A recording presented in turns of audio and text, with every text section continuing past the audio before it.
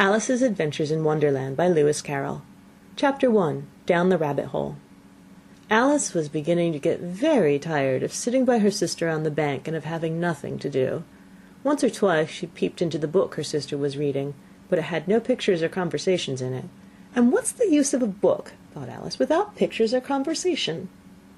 So she was considering in her own mind, as well as she could, for the hot day made her feel very sleepy and stupid, whether the pleasure of making a daisy chain would be worth the trouble of getting up and picking the daisies, when suddenly a white rabbit with pink eyes ran close by her. There was nothing so very remarkable in that, nor did Alice think it so very much out of the way to hear the rabbit say to itself, oh dear, I shall be late."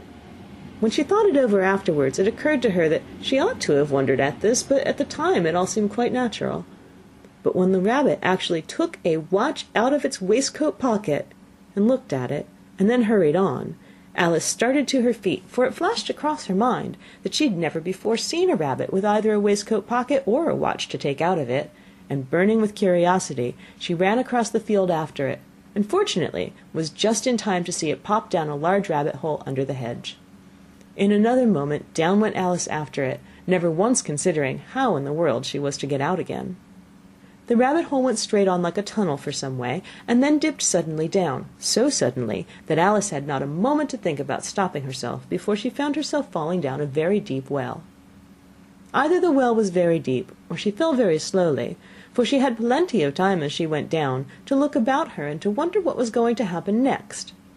First she tried to look down and make out what she was coming to, but it was too dark to see anything. Then she looked at the sides of the well, and noticed that they were filled with cupboards and bookshelves. Here and there she saw maps and pictures hung upon pegs. She took down a jar from one of the shelves as she passed. It was labelled orange marmalade, but to her great disappointment it was empty. She did not like to drop the jar for fear of killing somebody, so she managed to put it into one of the cupboards as she fell past it. Well, thought Alice to herself, after such a fall as this I shall think nothing of tumbling downstairs. How brave they'll all think me at home. Why, I wouldn't say anything about it even if I fell off the top of a house, which was very likely true. Down, down, down. Would the fall never come to an end? I wonder how many miles I've fallen by this time, she said aloud. I must be getting somewhere near the center of the earth.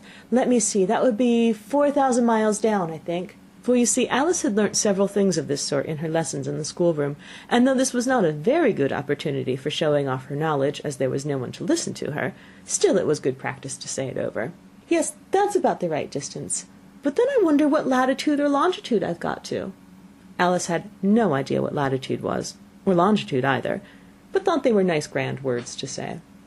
Presently she began again. I wonder if I shall fall right through the earth. How funny it'll seem to come out among the people that walk with their heads downward. The antipathies, I think. She was rather glad there was no one listening this time, as it didn't sound at all the right word. But I shall have to ask them what the name of the country is, you know.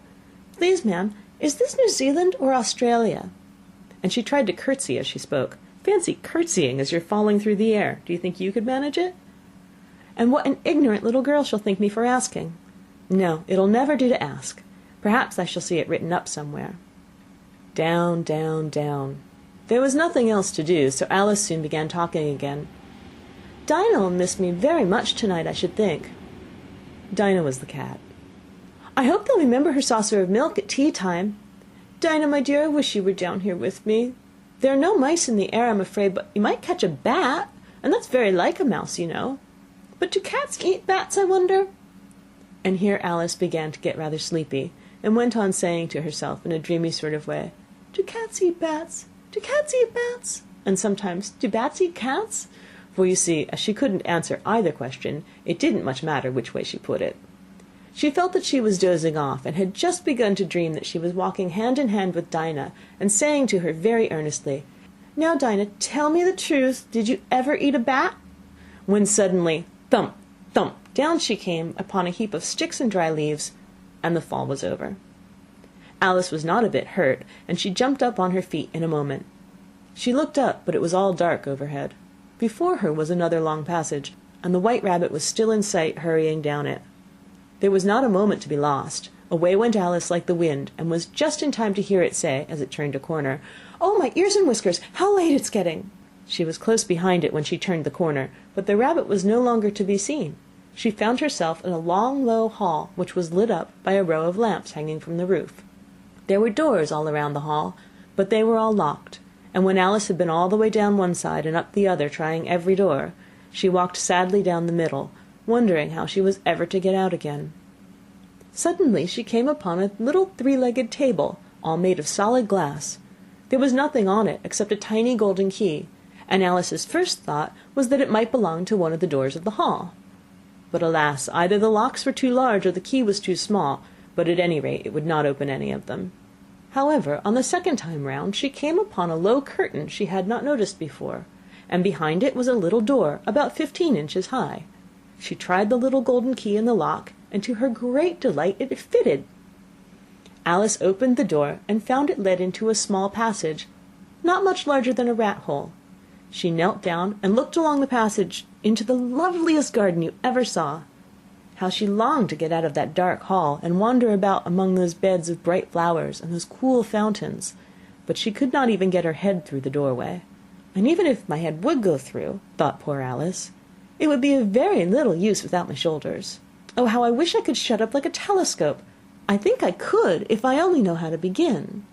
For you see, so many out-of-the-way things had happened lately, that Alice had begun to think that very few things indeed were really impossible. There seemed to be no use in waiting by the little door, so she went back to the table, half hoping she might find another key on it, or at any rate a book of rules for shutting people up like telescopes. This time she found a little bottle on it, which certainly was not here before, said Alice, and round the neck of the bottle was a paper label, with the words "Drink me" beautifully printed on it in large letters. It was all very well to say "Drink me," but the wise little Alice was not going to do that in a hurry. "No, I'll look first," she said, "and see whether it's marked poison or not," for she had read several nice little histories about children who'd gotten burnt and eaten up by wild beasts and other unpleasant things, all because they would not remember the simple rules their friends had taught them, such as that a red-hot poker will burn you if you hold it too long, and that if you cut your finger very deeply with a knife it usually bleeds. And she had never forgotten that if you drink much from a bottle marked poison, it's almost certain to disagree with you sooner or later. However, this bottle was not marked poison, so Alice ventured to taste it, and finding it very nice, it had, in fact, a sort of mixed flavour of cherry tart, custard, pineapple, roast turkey, toffee, and hot buttered toast. She very soon finished it off. "What a curious feeling," said Alice. "I must be shutting up like a telescope." And so it was indeed. She was now only 10 inches high, and her face brightened up at the thought that she was now the right size for going through the little door into that lovely garden. First, however, she waited for a few minutes, to see if she was going to shrink any further. She felt a little nervous about this, "for it might end, you know," said Alice to herself, "in my going out altogether like a candle. I wonder what I should be like then." And she tried to fancy what the flame of a candle is like after the candle is blown out, for she could not remember having ever seen such a thing. After a while, finding that nothing more happened, she decided on going into the garden at once. But alas for poor Alice, when she got to the door, she found she'd forgotten the little golden key, and when she went back to the table for it, she found she could not possibly reach it. She could see it quite plainly through the glass, and she tried her best to climb up one of the legs of the table, but it was too slippery, and when she had tired herself out with trying, the poor little thing sat down and cried. "Come, there's no use crying like that," said Alice to herself rather sharply. "I advise you to leave off this minute." She generally gave herself very good advice, though she very seldom followed it, and sometimes she scolded herself so severely as to bring tears into her eyes. She once remembered trying to box her own ears for having cheated herself in a game of croquet she was playing against herself, for this curious child was fond of pretending to be two people. "But it's no use now," thought poor Alice, "to pretend to be two people. Why, there's hardly enough of me to make one respectable person." Soon her eye fell on a little glass box that was lying under the table. She opened it, and found in it a very small cake, on which the words "Eat me" were beautifully marked in currants. "Well, I'll eat it," said Alice, "and if it makes me grow larger, I can reach the key, and if it makes me grow smaller, I can creep under the door. So either way I'll get into the garden, and I don't care which happens." She ate a little bit, and said anxiously to herself, "Which way? Which way?" holding her hand on the top of her head to feel which way it was growing, and she was quite surprised to find that she remained the same size. To be sure, this generally happens when one eats cake, but Alice had gotten so much into the way of expecting nothing but out-of-the-way things to happen, that it seemed quite dull and stupid for life to go on in the common way. So she set to work, and very soon finished off the cake. Chapter 2. The Pool of Tears. "Curiouser and curiouser," cried Alice. She was so much surprised that for the moment she quite forgot how to speak good English. "Now I'm opening out like the largest telescope that ever was. Goodbye, feet." For when she looked down at her feet, they seemed to be almost out of sight, they were getting so far off. "Oh, my poor little feet! I wonder who will put on your shoes and stockings for you now, dears. I'm sure I shan't be able to. I shall be a great deal too far off to trouble myself about you. You must manage the best you can, but I must be kind to them," thought Alice, "or perhaps they won't walk the way I want to go. Let me see, I'll give them a new pair of boots every Christmas." And she went on planning to herself how she should manage it. They must go by carrier, she thought, and how funny I'll seem sending presents to one's own feet, and how odd the directions will look. Alice's right foot, Esquire.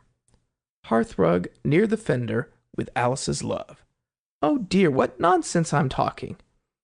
Just then her head struck against the roof of the hall. In fact, she was now more than 9 feet high, and she at once took up the little golden key and hurried off to the garden door. Poor Alice! It was as much as she could do, lying down on one side, to look into the garden with one eye, but to get through was more hopeless than ever. She sat down and began to cry again. "You ought to be ashamed of yourself," said Alice. "A great girl like you," she might well say this, "to go on crying in this way. Stop this moment, I tell you." But she went on all the same, shedding gallons of tears, until there was a large pool all around her, about 4 inches deep, and reaching half down the hall. After a time she heard a little pattering of feet in the distance, and she hastily dried her eyes to see what was coming. It was the White Rabbit returning, splendidly dressed, with a pair of white kid gloves in one hand and a large fan in the other. He came trotting along in a great hurry, muttering to himself as he came, "Oh, the Duchess, the Duchess! Oh, won't she be savage if I've kept her waiting?" Alice felt so desperate that she was ready to ask help of anyone. So when the rabbit came near her, she began in a low, timid voice, "If you please, sir." The rabbit started violently, dropped the white kid gloves and the fan, and scurried away into the darkness, as hard as he could go. Alice took up the fan and gloves, and as the hall was very hot, she kept fanning herself all the time she went on talking. "Dear, dear, how queer everything is today, and yesterday things went on just as usual. I wonder if I've been changed in the night. Let me think, was I the same when I got up this morning? I almost think I can remember feeling a little different, but if I'm not the same, the next question is, who in the world am I? Ah, that's the great puzzle." And she began thinking over all the children that she knew that were of the same age as herself, to see if she could have been changed for any of them. "I'm sure I'm not Ada," she said, "for her hair goes in such long ringlets, and mine doesn't go in ringlets at all. And I'm sure I can't be Mabel, for I know all sorts of things. And she knows such a very little. Besides, she, and I'm I. And oh dear, how puzzling it all is. I'll try if I know all the things I used to know. Let me see, 4 times 5 is 12, and 4 times 6 is 13, and 4 times 7 is... Oh dear! I shall never get to 20 at that rate. However, the multiplication table doesn't signify. Let's try geography. London is the capital of Paris, and Paris is the capital of Rome, and Rome... No, that's all wrong, I'm certain. I must have been changed for Mabel. I'll try and say, how doth the little... And she crossed her hands on her lap as if she were saying lessons, and began to repeat it. But her voice sounded hoarse and strange, and the words did not come the same as they used to. How doth the little crocodile improve his shining tail, and pour the waters of the Nile on every golden scale? How cheerfully he seems to grin, how neatly spread his claws, and welcome little fishes in with gently smiling jaws. I'm sure those are not the right words, said poor Alice, and her eyes filled with tears again as she went on. I must be Mabel after all, and I shall have to go and live in that poky little house, and have next to no toys to play with, and oh, ever so many lessons to learn. No, I've made up my mind about it. If I'm Mabel, I'll stay down here. It'll be no use their putting their heads down and saying, Come up again, dear. I shall only look up and say, Who am I then? Tell me that first, and then, if I like being that person, I'll come up. If not, I'll stay down here till I'm somebody else. But oh dear, cried Alice, with a sudden burst of tears, I do wish they would put their heads down. I am so very tired of being all alone here. As she said this, she looked down at her hands, and was surprised to see that she had put on one of the rabbit's little white kid gloves while she was talking. How can I have done that? She thought. I must be growing small again. She got up and went to the table to measure herself by it, and found that, as nearly as she could guess, she was now about 2 feet high, and was going on shrinking rapidly. She soon found out that the cause of this was the fan that she was holding, and she dropped it hastily, just in time to avoid shrinking away altogether. That was a narrow escape, said Alice, a good deal frightened at the sudden change, but very glad to find herself still in existence. And now for the garden, and she ran with all speed back to the little door. But alas, the door was shut again, and the little golden key was lying on the glass table as before. And things are worse than ever, thought the poor child, for I never was so small as this before, never, and I declare it's too bad that it is. As she said these words, her foot slipped, and in another moment, splash, she was up to her chin in salt water. Her first idea was that she had somehow fallen into the sea. And in that case, I can go back by railway, she said to herself. Alice had been to the seaside once in her life, and had come to the general conclusion that wherever you go on the English coast, you find a number of bathing machines in the sea, some children digging in the sand with wooden spades, then a row of lodging houses, and behind them a railway station. However, she soon made out that she was in a pool of tears, which she had wept when she was 9 feet high. I wish I hadn't cried so much, said Alice, as she swam about, trying to find her way out. I shall be punished for it now, I suppose, by being drowned in my own tears. That will be a queer thing, to be sure. However, everything is queer today. Just then she heard something splash about in the pool a little way off, and she swam nearer to make out what it was. At first she thought it must be a walrus or hippopotamus, but then she remembered how small she was now, and she soon made out that it was only a mouse that had slipped in like herself. Would it be of any use now, thought Alice, to speak to this mouse? Everything is so out of the way down here that I should think very likely it can talk. At any rate, there's no harm in trying. So she began, Oh, Mouse, do you know the way out of this pool? I am very tired of swimming about here. Oh, Mouse. Alice thought this must be the right way of speaking to a mouse. She had never done such a thing before, but she remembered having seen her brother's Latin grammar, a mouse of a mouse, to a mouse, oh mouse. The mouse looked at her rather inquisitively, and seemed to her to wink with one of its little eyes, but it said nothing. Perhaps it doesn't understand English, thought Alice. I dare say it's a French mouse, come over with William the Conqueror. With all her knowledge of history, Alice had no clear notion how long ago anything had happened. So she began again, Où est mon chat? Which was the first sentence in her French lesson book. The mouse gave a sudden leap out of the water and seemed to quiver all over with fright. Oh, I beg your pardon, cried Alice hastily, afraid that she had hurt the poor animal's feelings. I quite forgot you don't like cats. Not like cats, cried the mouse in a shrill, passionate voice. Would you like cats if you were me? Well, perhaps not, said Alice in a soothing tone. Don't be angry about it. And yet I wish I could show you our cat, Dinah. I think you'd take a fancy to cats if you could only see her. She's such a dear, quiet thing," Alice went on half to herself as she swam lazily about in the pool. "And she sits purring so nicely by the fire, licking her paws and washing her face, and she is such a nice, soft thing to nurse, and she's such a capital one for catching mice. Oh, I beg your pardon," cried Alice again, for this time the mouse was bristling all over, and she felt certain it must be really offended. "We won't talk about her any more, if you'd rather not." "We, indeed!" cried the mouse, who was trembling down to the end of his tail. "As if I would talk on such a subject. Our family always hated cats. Nasty, low, vulgar things. Don't let me hear the name again." "I won't indeed," said Alice, in a great hurry to change the subject of conversation. "And you, are you fond of dogs?" The mouse did not answer, so Alice went on eagerly. "There is such a nice little dog near our house I should like to show you.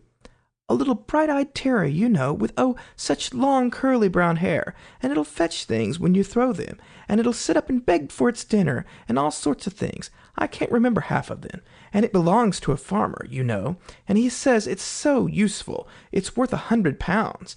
He says it kills all the rats and—" "Oh, dear!" cried Alice in a sorrowful tone. "I'm afraid I've offended again."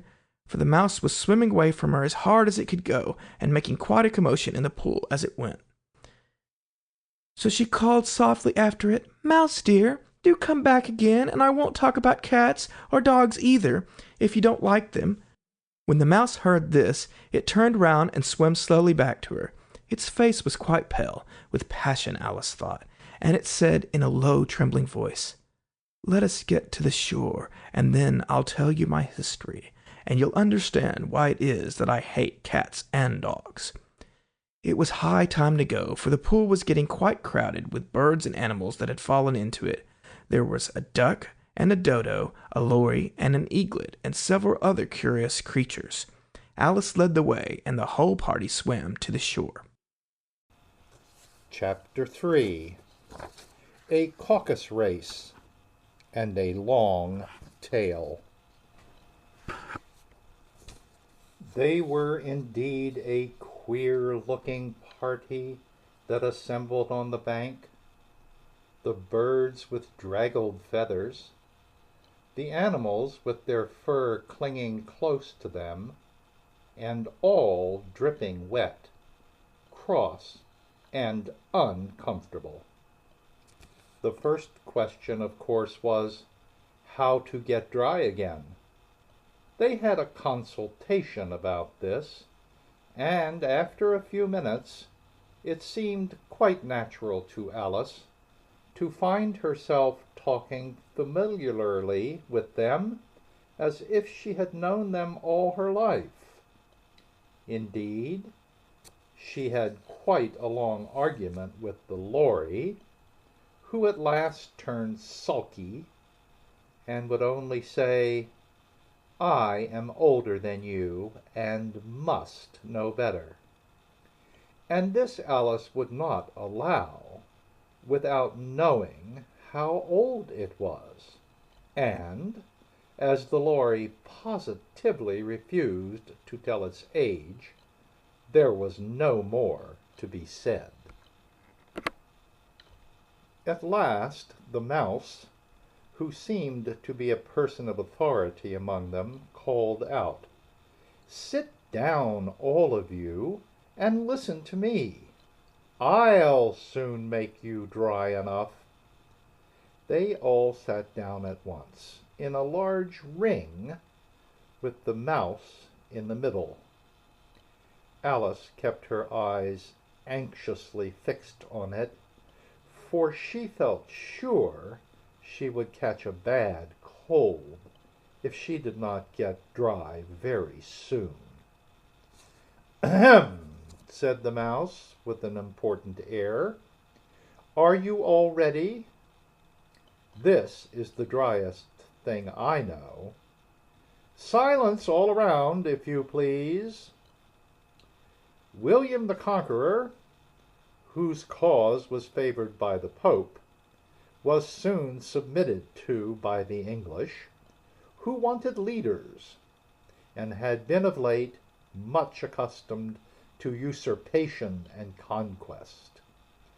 Edwin and Morcar, the Earls of Mercia and Northumbria. "Ugh!" said the Lory with a shiver. "I beg your pardon," said the Mouse, frowning, but very politely. "Did you speak?" "Not I," said the Lory hastily. "I thought you did," said the Mouse. I proceed. Edwin and Morcar, the Earls of Mercia and Northumbria, declared for him, and even Stigand, the patriotic Archbishop of Canterbury, found it advisable. "Found what?" said the Duck. "Found it," the Mouse replied rather crossly. "Of course you know what it means." "I know what it means well enough when I find a thing," said the Duck. "It's generally a frog or a worm. The question is, what did the Archbishop find?" The Mouse did not notice this question, but hurriedly went on. "Found it advisable to go with Edgar Atheling to meet William and offer him the crown. William's conduct was at first moderate, but the insolence of his Normans. How are you getting on now, my dear?" it continued, turning to Alice as it spoke. "As wet as ever," said Alice in a melancholy tone. "It doesn't seem to dry me at all." "In that case," said the Dodo solemnly, rising to its feet, "I move that the meeting adjourn for the immediate adoption of more energetic remedies." "Speak English," said the Eaglet. "I don't know the meaning of half those long words, and, what's more, I don't believe you do either." And the Eaglet bent down its head to hide a smile. Some of the other birds tittered audibly. "What I was going to say," said the Dodo in an offended tone, "was that the best thing is to get us dry would be a caucus race." "What is a caucus race?" said Alice. Not that she wanted much to know, but the Dodo had paused, as if it thought that somebody ought to speak, and no one else seemed inclined to say anything. "Why," said the Dodo, "the best way to explain it is to do it. And you might like to try the thing yourself some winter day. I will tell you how the Dodo managed it. First, it marked out a race course in a sort of circle. The exact shape doesn't matter, it said. And then all the party were placed along the course, here and there. There was no 1, 2, 3, and away, but they began running when they liked, and left off when they liked, so that it was not easy to know when the race was over. However, when they had been running half an hour or so, and were quite dry again, the Dodo suddenly called out, "The race is over!" And they all crowded round it, panting and asking, "But who has won?" This question the dodo could not answer without a great deal of thought, and it sat for a long time with one finger pressed upon its forehead, the position in which you usually see Shakespeare in the pictures of him, while the rest waited in silence. At last the dodo said, "Everybody has won, and all must have prizes." "But who is to give the prizes?" quite a chorus of voices asked. "Why, she, of course," said the dodo, pointing to Alice with one finger, and the whole party at once crowded round her, calling out in a confused way, "Prizes! Prizes!" Alice had no idea what to do, and in despair she put her hand in her pocket and pulled out a box of comfits. Luckily the salt water had not got into it, and handed them round as prizes. There was exactly one apiece all round. But she must have a prize herself, you know," said the mouse. "Of course," the dodo replied very gravely. "What else have you got in your pocket?" he went on, turning to Alice. "Only a thimble," said Alice sadly. "Hand it over here," said the dodo. Then they all crowded round her once more, while the dodo solemnly presented the thimble, saying, "We beg your acceptance of this elegant thimble," and when it had finished this short speech, they all cheered. Alice thought the whole thing very absurd, but they all looked so grave that she did not dare to laugh, and as she could not think of anything to say, she simply bowed and took the thimble, looking as solemn as she could. The next thing was to eat the comfits. This caused some noise and confusion, as the large birds complained that they could not taste theirs, and the small ones choked and had to be patted on the back. However, it was over at last, and they sat down again in a ring and begged the mouse to tell them something more. "You promised to tell me your history, you know," said Alice, "and why it is you hate C and D," she added in a whisper, half afraid that it would be offended again. "Mine is a long and a sad tale," said the mouse, turning to Alice and sighing. "It is a long tale, certainly," said Alice, looking down with wonder at the mouse's tail. "But why do you call it sad?" And she kept on puzzling about it while the mouse was speaking, so that her idea of the tale was something like this. Here the words are written on the page 1 to 4 on a line, and the lines are offset so they snake down the page in a wavy fashion. And here's what they say. Fury said to a mouse that he met in the house, "Let us both go to law. I will prosecute you. Come, I'll take no denial. We must have a trial.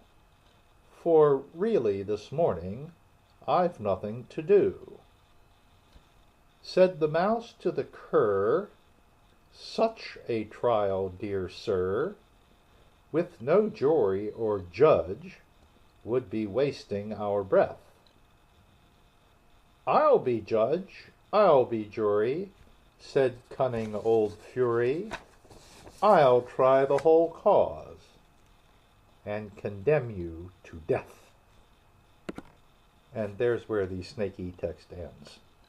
Continuing, "You are not attending," said the mouse to Alice severely. "What are you thinking of?"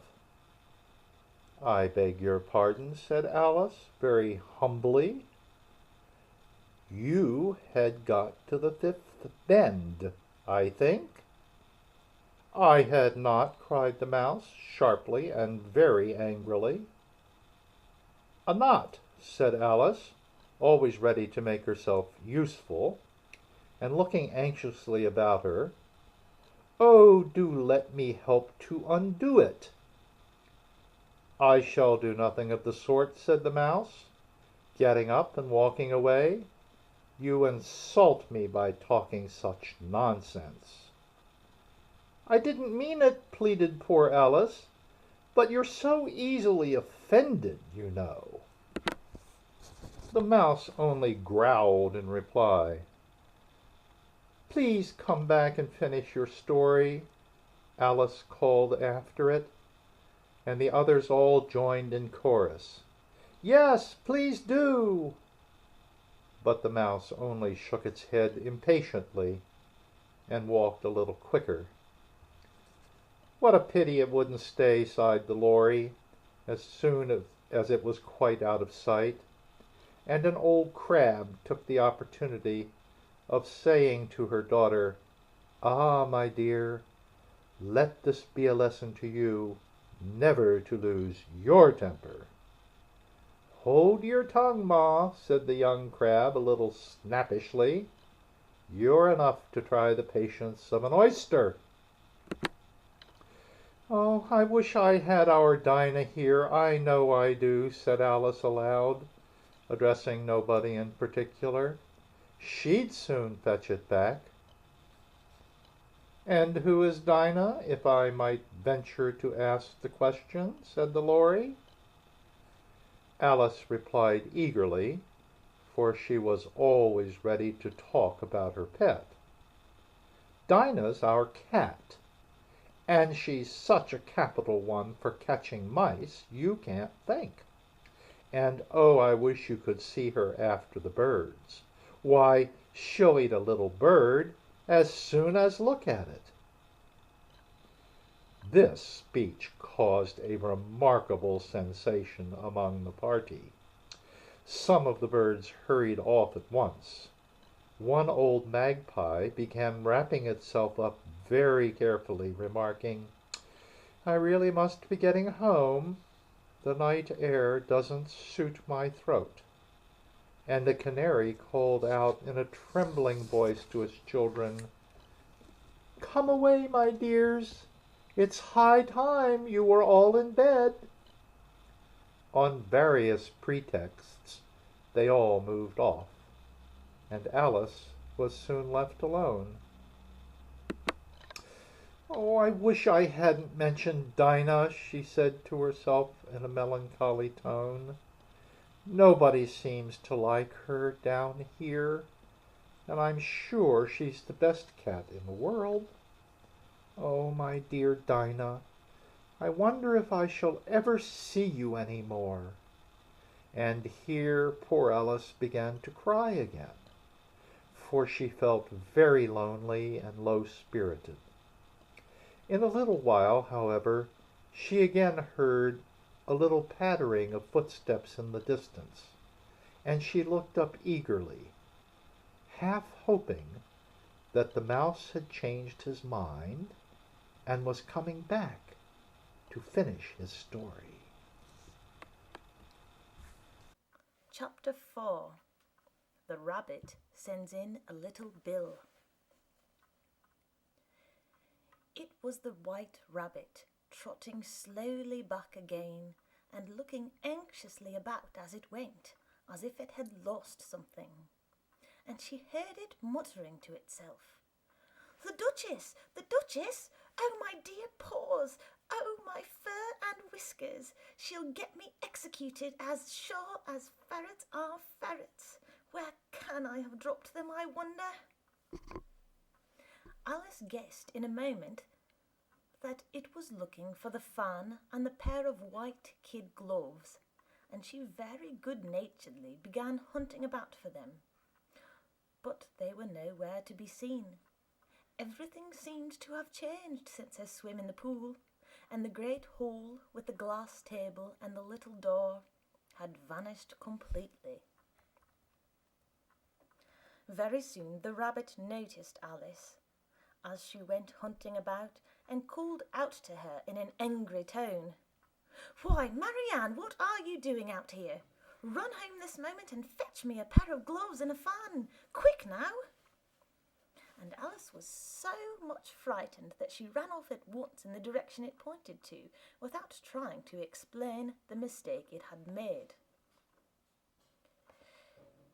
"He took me for his housemaid," she said to herself as she ran.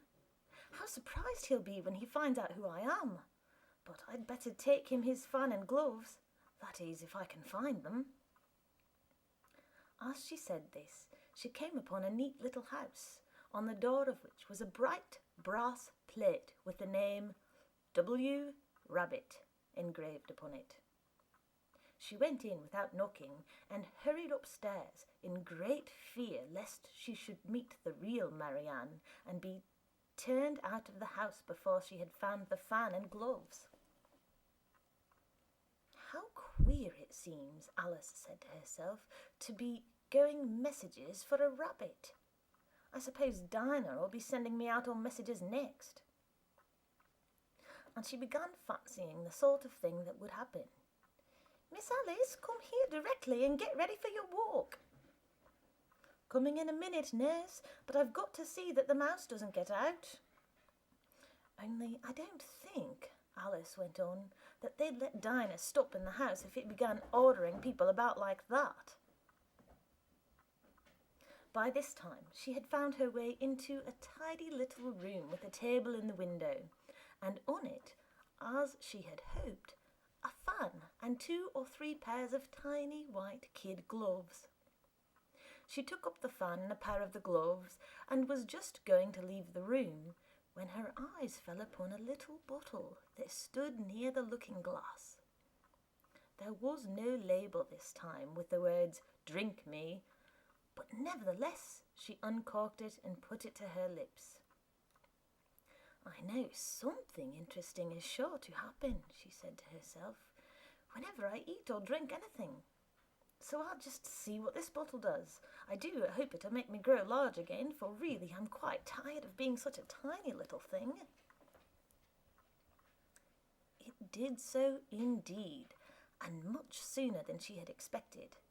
Before she had drunk half the bottle, she found her head pressing against the ceiling and had to stoop to save her neck from being broken. She hastily put down the bottle, saying to herself, "That's quite enough. I hope I shan't grow any more. As it is, I can't get out at the door. I do wish I hadn't drunk quite so much." Alas, it was too late to wish that. She went on growing and growing, and very soon had to kneel down on the floor. In another minute there was not even room for this, and she tried the effect of lying down with one elbow against the door and the other arm curled round her head. Still she went on growing, and, as a last resource, she put one arm out the window and one foot up the chimney, and said to herself, "Now I can do no more, whatever happens. What will become of me?" Luckily for Alice, the little magic bottle had now had its full effect, and she grew no larger. Still, it was very uncomfortable, and as there seemed to be no sort of chance of her ever getting out of the room again, no wonder she felt unhappy. It was much pleasanter at home, thought poor Alice, when one wasn't always growing larger and smaller and being ordered about by mice and rabbits. I almost wish I hadn't gone down that rabbit hole. And yet it's rather curious, you know, this sort of life. I do wonder what can have happened to me. When I used to read fairy tales, I fancied that kind of thing never happened, and now here I am in the middle of one. There ought to be a book written about me, that there ought. And when I grow up, I'll write one. But I'm grown up now, she added in a sorrowful tone. At least there's no room to grow up any more here. But then, thought Alice, shall I never get any older than I am now? That'll be a comfort one way, never to be an old woman, but then always to have lessons to learn. Oh, I shouldn't like that. Oh, you foolish Alice, she answered herself. How can you learn lessons in here? Why, there's hardly room for you, and no room at all for any lesson books. And so she went on, taking first one side, then the other, and making quite a conversation of it altogether.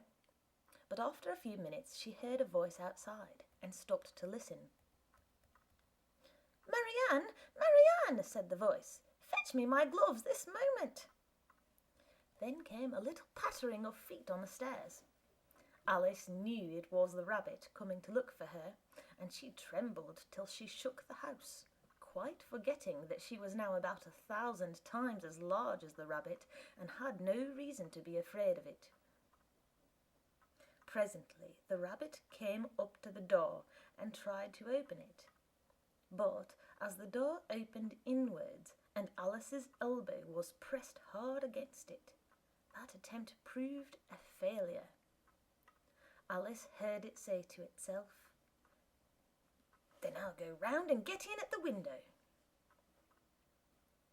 That you won't, thought Alice, and after waiting till she fancied she heard the rabbit just under the window, she suddenly spread out her hand and made a snatch in the air. She did not get hold of anything, but she heard a little shriek and a fall and a crash of broken glass, from which she concluded that it was just possible it had fallen into a cucumber frame or something of the sort. Next came an angry voice, the rabbit's. "Pat!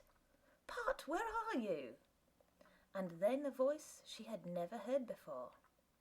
"Sure then, I'm here, digging for apples, your honour." "Digging for apples indeed," said the rabbit angrily. "Here, come and help me out of this." Sounds of more broken glass. "Now tell me, Pat, what's that in the window?" "Sure, it's an arm, your honour." He pronounced it arm. "An arm, you goose! Who ever saw one that size? Why, it fills the whole window." "Sure it does, your honour, but it's an arm for all that." "Well, it's got no business there at any rate. Go and take it away." There was a long silence after this, and Alice could only hear whispers now and then, such as, "Sure, I don't like it, your honour, at all, at all." "Do as I tell you, you coward." And at last she spread out her hand again and made another snatch in the air. This time there were 2 little shrieks and more sounds of broken glass. What a number of cucumber frames there must be, thought Alice. I wonder what they'll do next. As for pulling me out of the window, I only wish they could. I'm sure I don't want to stay in here any longer. She waited for some time without hearing anything more. At last came a rumbling of little cartwheels and the sound of a good many voices all talking together. She made out the words. "Where's the other ladder? Why, I hadn't thought to bring but one. Bill's got the other." "Bill, fetch it here, lad. Here, put 'em up at the corner." "No, tie 'em together first. They don't reach half high enough yet." "Oh, they'll do well enough. Don't be particular. Here, Bill, catch hold of this rope. Will the roof break?" Mind that loose slat. Oh, it's coming down, heads below. A loud crash. Now, who did that? It was Bill, I fancy. Who's to go down the chimney? Nay, I shan't. You do it. That I won't, then. Bill's to go down. Here, Bill. The master says you're to go down the chimney. Oh, so Bill's got to come down the chimney, has he? Said Alice to herself. Shy, they seem to put everything upon Bill. I wouldn't be in Bill's place for a good deal. This fireplace is narrow, to be sure, but I think I can kick a little. She drew her foot as far down the chimney as she could and waited till she heard a little animal. She couldn't guess of what sort it was, scratching and scrambling about in the chimney close above her. Then, saying to herself, "This is Bill," she gave one sharp kick and waited to see what would happen next. The first thing she heard was a general chorus of, "There goes Bill!" Then the rabbit's voice along, "Catch him, you by the hedge!" Then silence, and then another confusion of voices. "Hold up his head! Brandy now, don't choke him! How was it, old fella? What happened to you? Tell us all about it." Last came a little, feeble, squeaking voice. "That's Bill," thought Alice. "Well, I hardly know no more, thank you. I'm better now, but I'm a deal too flustered to tell you. All I know is something comes at me like a jack-in-the-box, and up I goes like a skyrocket." "So you did, old fella," said the others. "We must burn the house down," said the rabbit's voice, and Alice called out as loud as she could, "If you do, I'll set Dinah at you." There was a deadly silence instantly, and Alice thought to herself, "I wonder what they will do next. If they had any sense, they'd take the roof off." After a minute or two, they began moving about again, and Alice heard the rabbit say, "A barrowful will do, to begin with." A barrowful of what? Thought Alice. But she had not long to doubt, for the next moment a shower of little pebbles came rattling in at the window, and some of them hit her in the face. "I'll put a stop to this," she said to herself, and shouted out, "You'd better not do that again," which produced another dead silence. Alice noted with some surprise that the pebbles were all turning into little cakes as they lay on the floor, and a bright idea came into her head. "If I eat one of these cakes," she thought, "it's sure to make some change in my size, and as it can't possibly make me larger, it must make me smaller, I suppose." So she swallowed one of the cakes and was delighted to find that she began shrinking directly. As soon as she was small enough to get through the door, she ran out of the house and found quite a crowd of little animals and birds waiting outside. The poor little lizard, Bill, was in the middle, being held up by 2 guinea pigs, who were giving it something out of a bottle. They all made a rush at Alice the moment she appeared, but she ran off as hard as she could and soon found herself safe in a thick wood. "The first thing I've got to do," said Alice to herself as she wandered about in the wood, "is to grow to my right size again. And the second thing is to find my way into that lovely garden. I think that will be the best plan." It sounded an excellent plan, no doubt, and very neatly and simply arranged. The only difficulty was that she had not got the smallest idea how to set about it. And while she was peering about anxiously among the trees, a little sharp bark just over her head made her look up in a great hurry. An enormous puppy was looking down at her with large round eyes and feebly stretching out one paw, trying to touch her.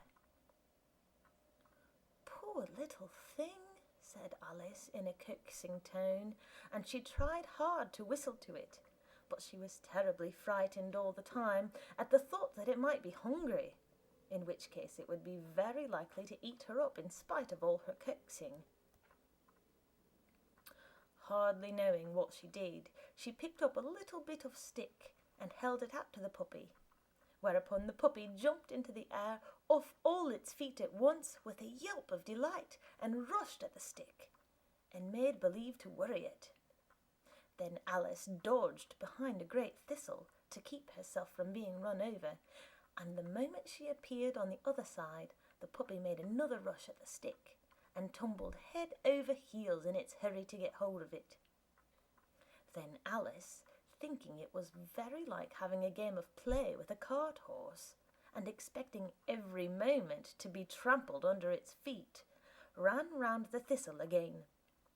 Then the puppy began a series of short charges at the stick, running a very little way forwards each time and a long way back, and barking hoarsely all the while, till at last it sat down a good way off, panting, with its tongue hanging out of his mouth, and its great eyes half shut.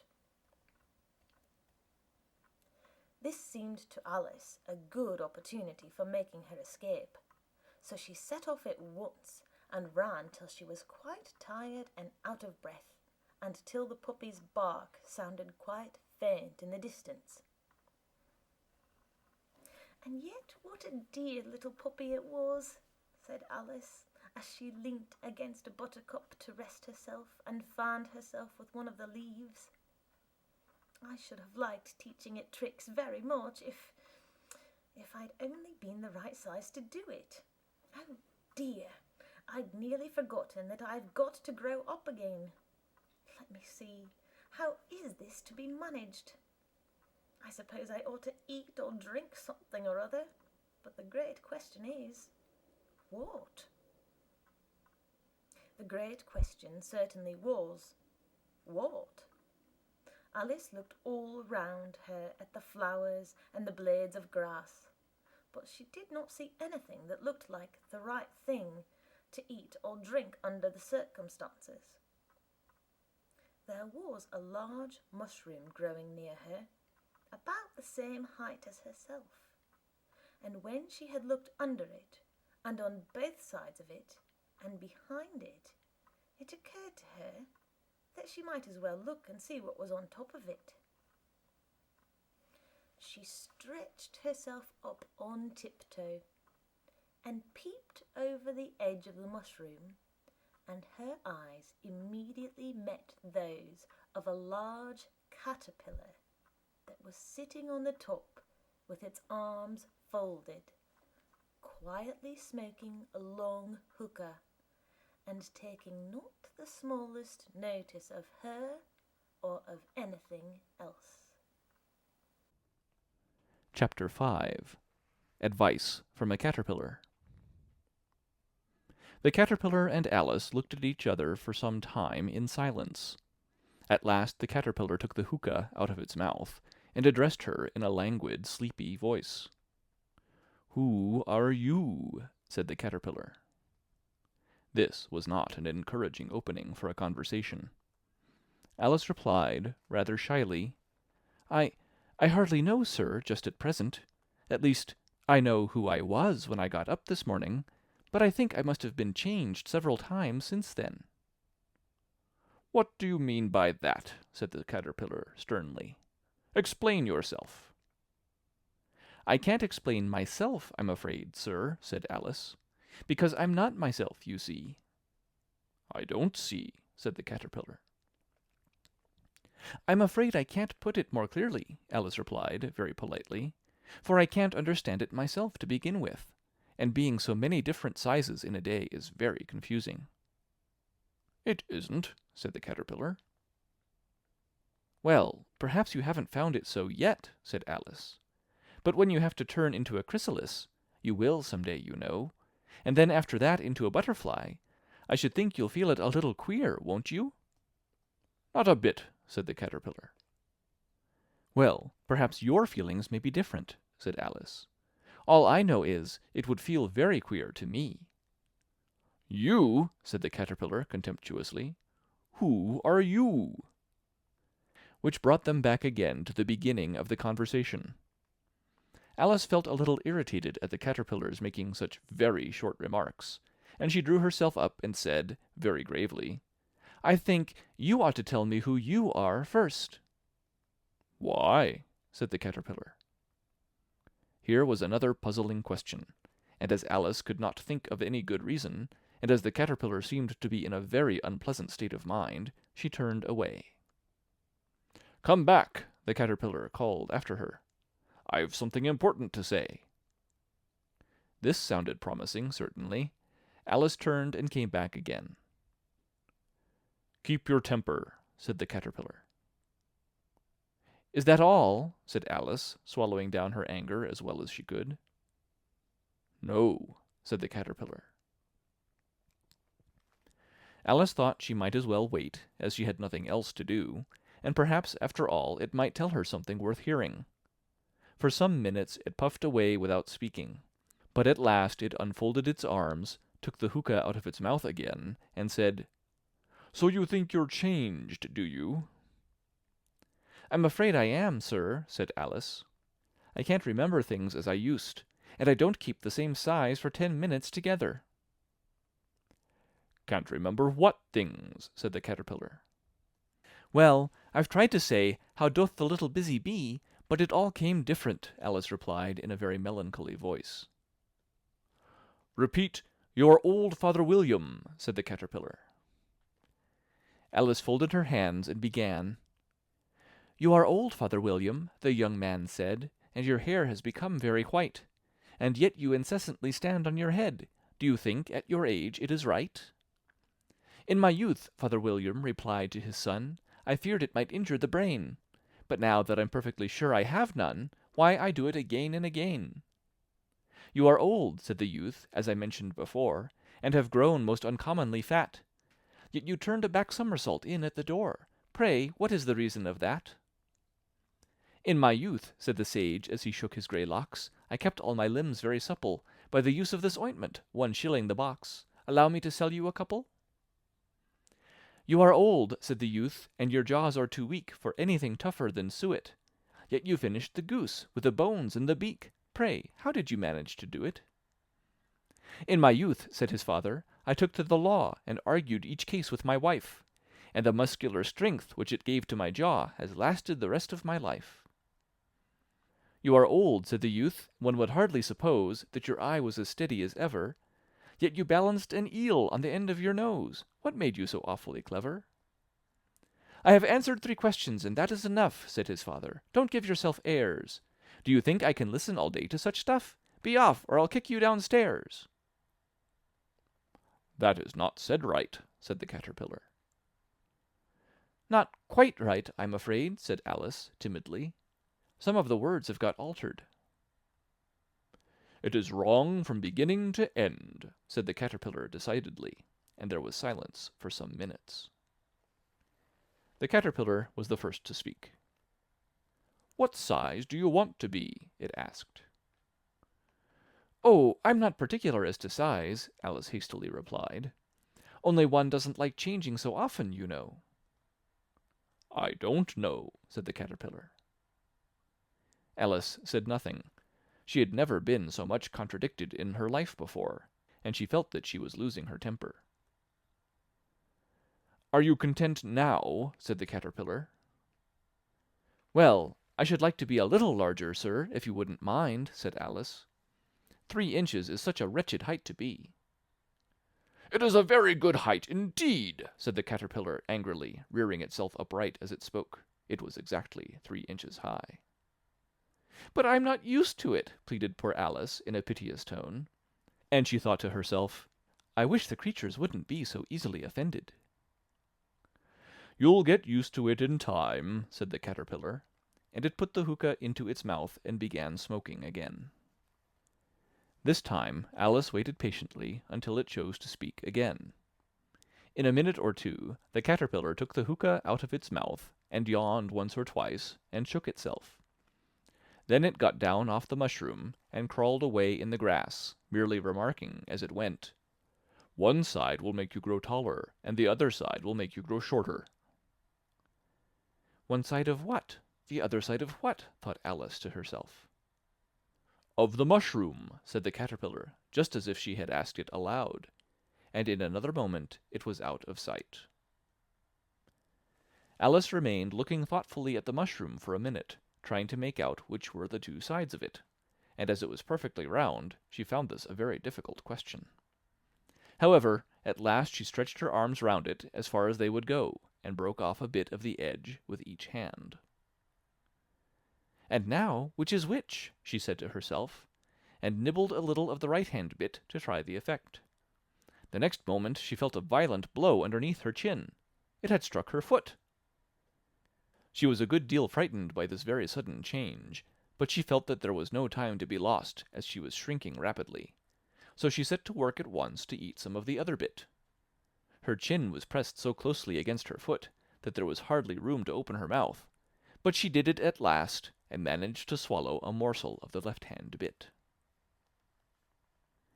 "Come, my head's free at last," said Alice in a tone of delight, which changed into alarm in another moment, when she found that her shoulders were nowhere to be found.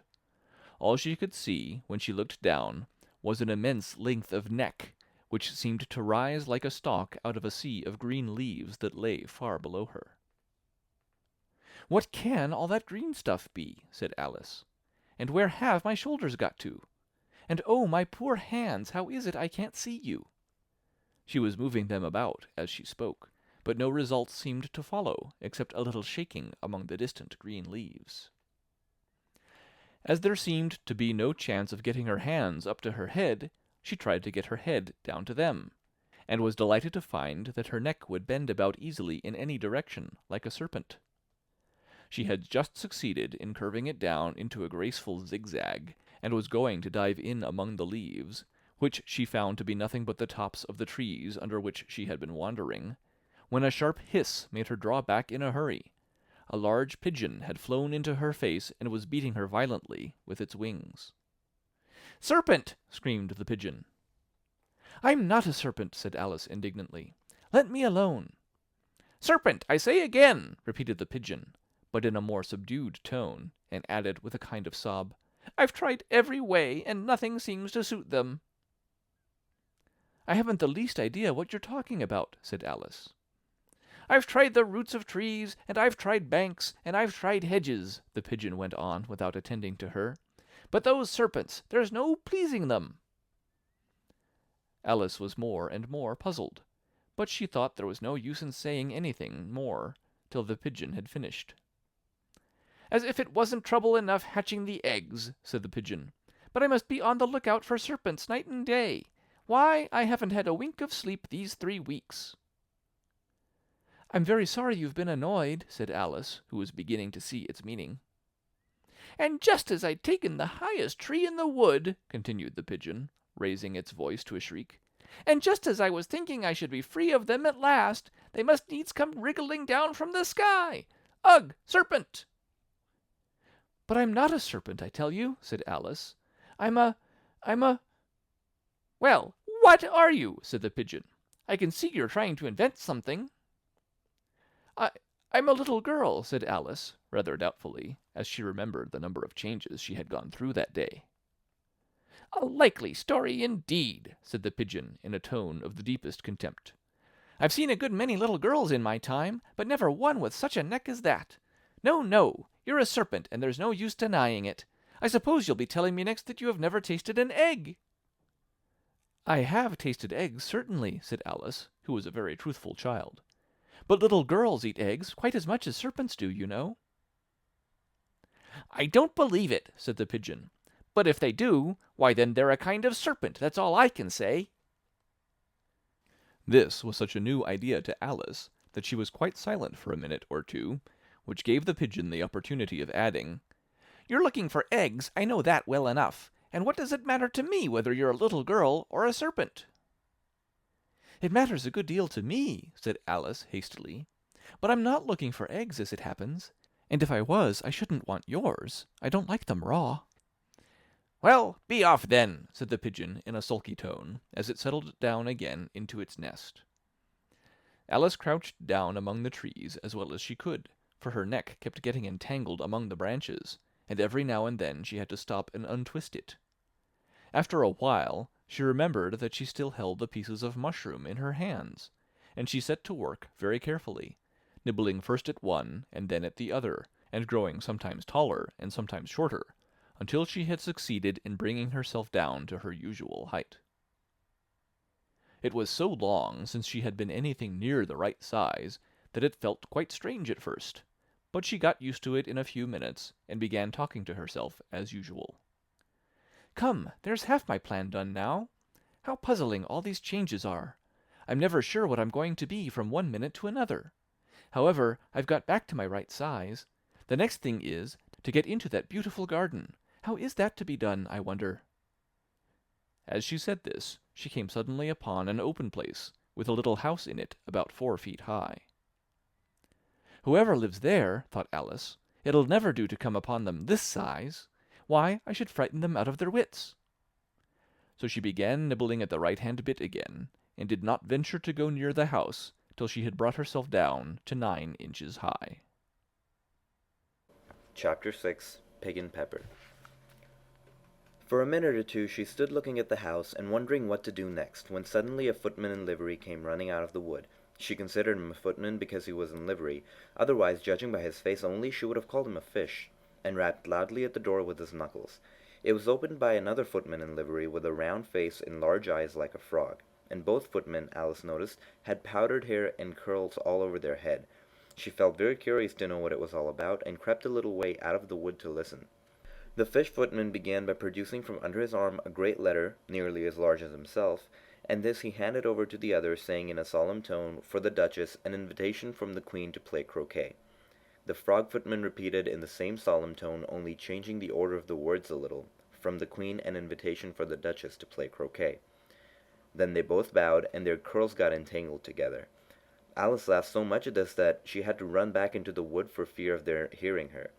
And when she next peeped out, the fish footman was gone, and the other was sitting on the ground near the door, staring stupidly up into the sky. Alice went timidly up to the door and knocked. "There's no sort of use in knocking," said the footman, "and that for 2 reasons. First, because I am on the same side of the door as you. Secondly, because they're making such a noise inside that no one could possibly hear you." And certainly there was a most extraordinary noise going on within, a constant howling and sneezing, and every now and then a great crash as if a dish or a kettle had been broken to pieces. "Please then," said Alice, "how am I to get in?" "There might be some sense in your knocking," the footman went on without attending to her. "If we had a door between us, for instance, if you were inside you might knock, and I could let you out, you know." He was looking up into the sky all the time he was speaking, and this Alice thought decidedly uncivil. "But perhaps he can't help it," she said to herself. "His eyes are so very nearly at the top of his head. But at any rate, he might answer questions." "How am I to get in?" she repeated aloud. "I shall sit here," the footman remarked, "till tomorrow." At this moment the door of the house opened, and a large plate came skimming out straight for the footman's head. It just grazed his nose and broke to pieces against one of the trees behind him. "Or next day, maybe," the footman continued in the same tone, exactly as if nothing had happened. "How am I to get in?" asked Alice, in a louder tone. "Are you to get in at all?" said the footman. "That's the first question, you know." It was, no doubt, only Alice did not like to be told so. "It's really dreadful," she muttered to herself, "the way all these creatures argue. It's enough to drive one crazy." The footman seemed to think this a good opportunity for repeating his remark, with variations. "I shall sit here," he said, "on and off for days and days." "But what am I to do?" said Alice. "Anything you like," said the footman, and began whistling. "Oh, there's no use in talking to him," said Alice desperately. "He's perfectly idiotic," and then opened the door and went in. The door led right into a large kitchen, which was full of smoke from one end to the other. The Duchess was sitting on a 3-legged stool in the middle, nursing a baby. The cook was leaning over the fire, stirring a large cauldron which seemed to be full of soup. "There's certainly too much pepper in that soup," Alice said to herself, as well as she could for sneezing. There certainly was too much of it in the air. Even the Duchess sneezed occasionally, and as for the baby, it was sneezing and howling alternately without a moment's pause. The only two creatures in the kitchen that did not sneeze were the cook and the large cat, which was laying on the hearth and grinning from ear to ear. "Please, would you tell me," said Alice a little timidly, for she was not quite sure whether it was good manners for her to speak first, "why your cat grins like that?"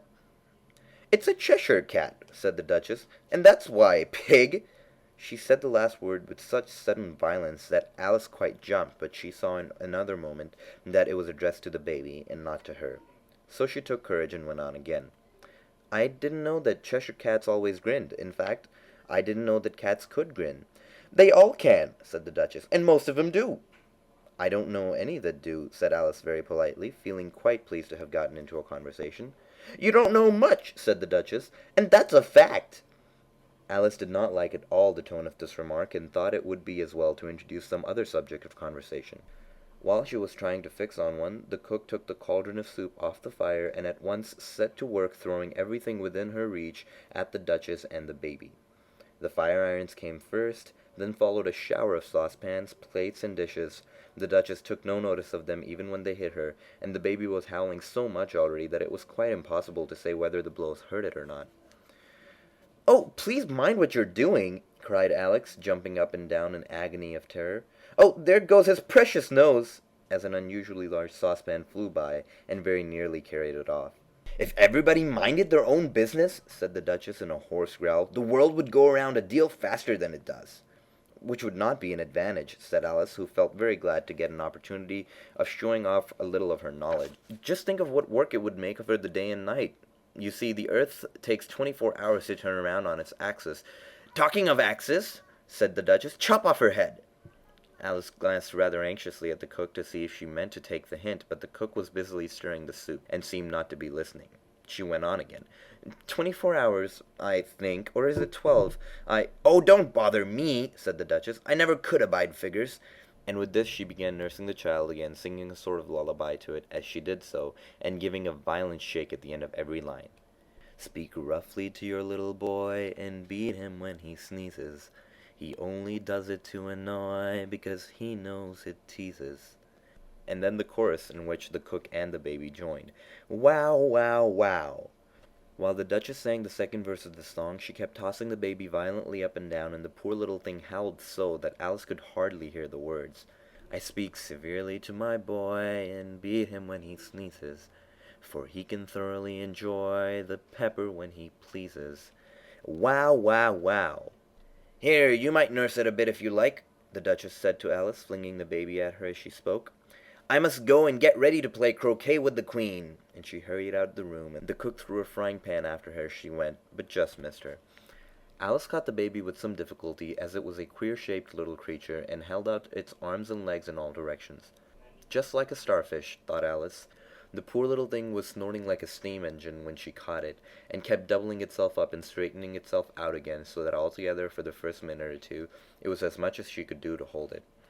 As soon as she had made out the proper way of nursing it, which was to twist it up in a sort of knot, and then keep tight hold of its rear end and left foot, so as to prevent its undoing itself, she carried it into the open air. "If I don't take this child away from me," thought Alice, "they're sure to kill it in a day or two. Wouldn't it be murder to leave it behind?" She said the last words out loud, and the little thing grunted in reply. It had left off sneezing by this time. "Don't grunt," said Alice. "That's not at all a proper way of expressing yourself." The baby grunted again, and Alice looked very anxiously into its face to see what was the matter with it. There could be no doubt that it had a very turn-up nose, which was more like a snout than a real nose. Also, its eyes were getting extremely small for a baby.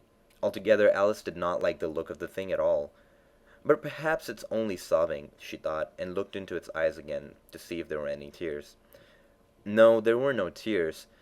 "If you're going to turn into a pig, my dear," said Alice seriously, "I've got nothing more to do with you. Mind now." The poor little thing sobbed again, or grunted, it was impossible to say which, and then went on for some while in silence. Alice was just beginning to think to herself, "Now, what am I supposed to do with this creature when I get home?" when it grunted again so violently that she looked down into its face with some alarm. This time there could be no mistake about it. It was neither more or less than a pig, and she felt that it would be quite absurd for her to carry it any further. So she let the little creature down, and felt quite relieved to see it trot away quietly into the woods. If it had grown up, she said to herself, it would have made a dreadfully ugly child, but it makes a rather handsome pig, I think. And she began thinking over other children she knew who might do very well as pigs, and was just saying to herself, if one only knew the right way to change them, when she was a little startled by seeing the Cheshire Cat sitting on the bough of a tree just a few yards off. The cat only grinned when it saw Alice, and it looked good-natured, she thought. Still, it had very long claws and a great many teeth, so she felt that it ought to be treated with respect. Cheshire Puss, she began rather timidly, and she did not at all know whether it would like the name. However, it only grinned a little wider. Come, it's pleased so far, thought Alice, and she went on. Would you tell me, please, which way I ought to go from here? That depends a good deal on where you want to go, said the cat. I don't much care where, said Alice. Then it doesn't matter which way you go, said the cat. So as long as I go somewhere, Alice added with explanation. Oh, you're sure to do that, said the cat, if only you walk long enough. Alice felt that this could not be denied, so she tried another question. What sort of people live about here? In that direction, the cat said, waving its right paw around, lives a hatter, and in that direction, waving the other paw, lives a March hare. Visit either you like, they're both mad. But I don't want to go among mad people, Alice remarked.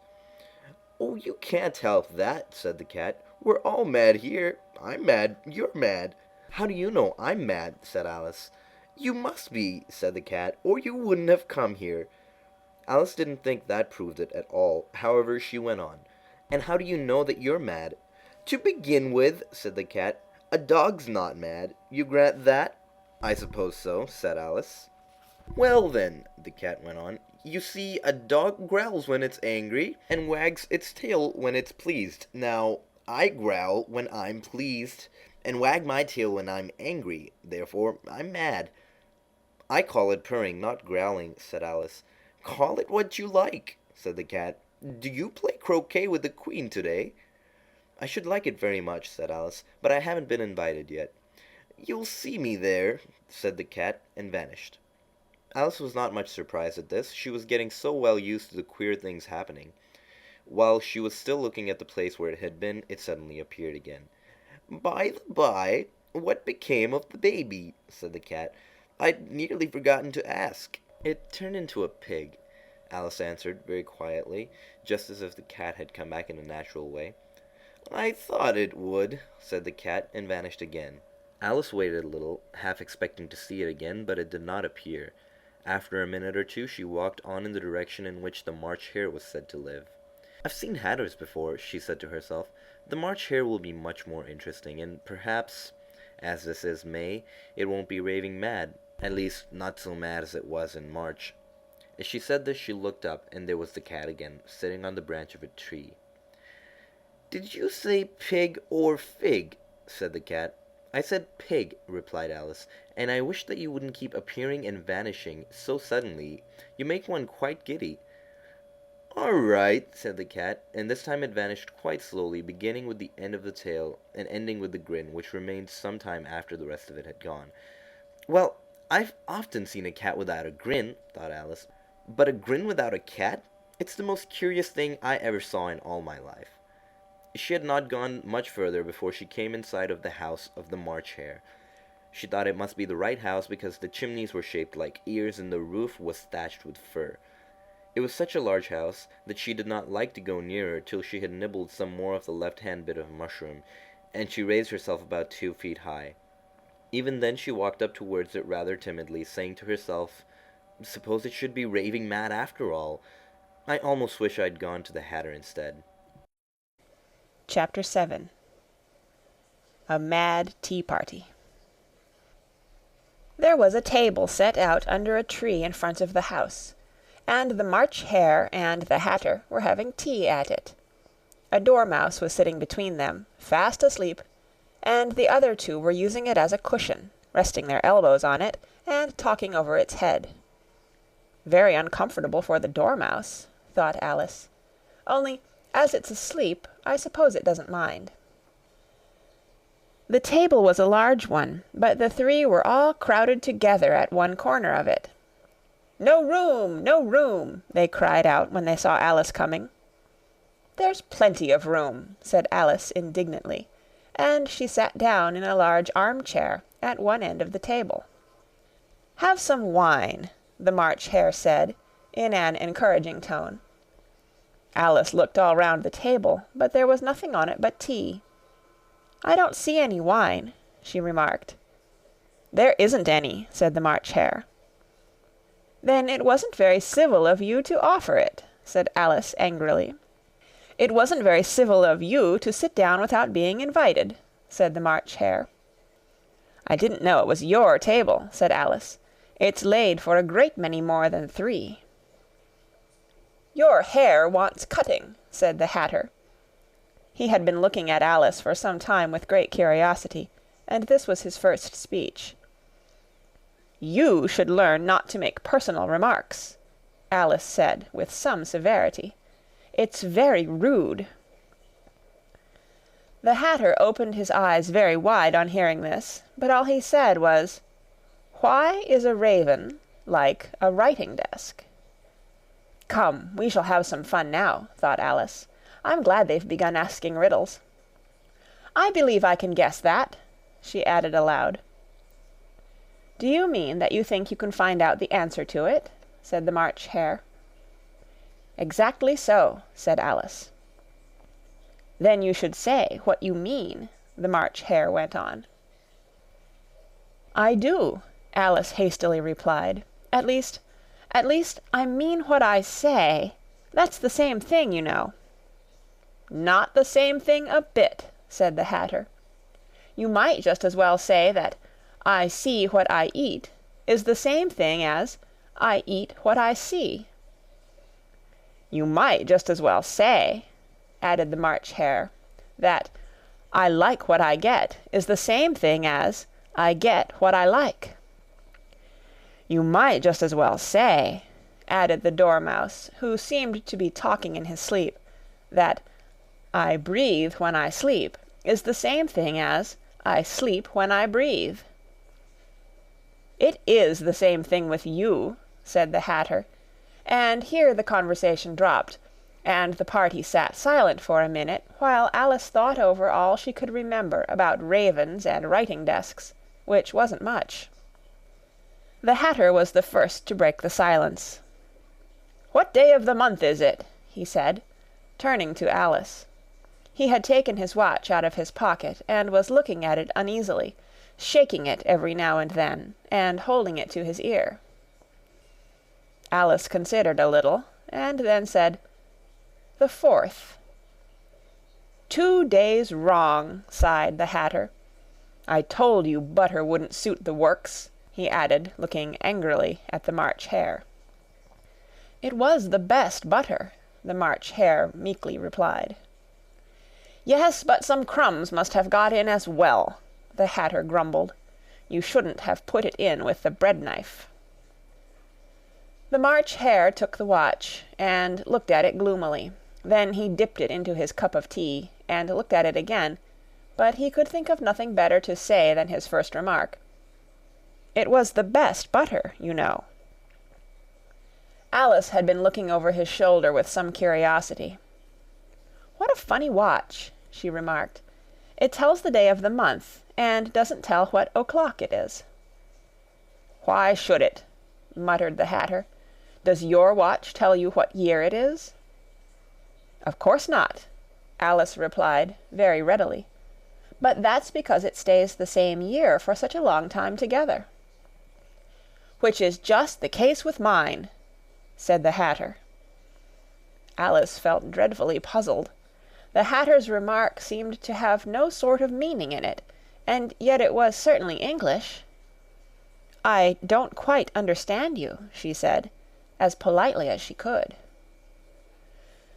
"The Dormouse is asleep again," said the Hatter, and he poured a little hot tea upon its nose.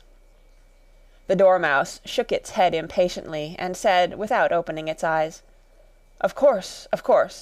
Just what I was going to remark myself." "Have you guessed the riddle yet?" the Hatter said, turning to Alice again. "No, I give it up," Alice replied. "What's the answer?" "I haven't the slightest idea," said the Hatter. "Nor I," said the March Hare. Alice sighed wearily. "I think you might do something better with the time," she said, "than waste it in asking riddles that have no answers." "If you knew time as well as I do," said the Hatter, "you wouldn't talk about wasting it. It's him." "I don't know what you mean," said Alice. "Of course you don't," the Hatter said, tossing his head contemptuously. "I dare say you never even spoke to time." "Perhaps not," Alice cautiously replied. "But I know I have to beat time when I learn music." "Ah, that accounts for it," said the Hatter. "He won't stand beating. Now, if you only kept on good terms with him, he'd do almost anything you liked with the clock. For instance, suppose it were 9 o'clock in the morning, just time to begin lessons. You'd only have to whisper a hint to time, and round goes the clock in a twinkling. 1:30, time for dinner." "I only wish it was," the March Hare said to itself in a whisper.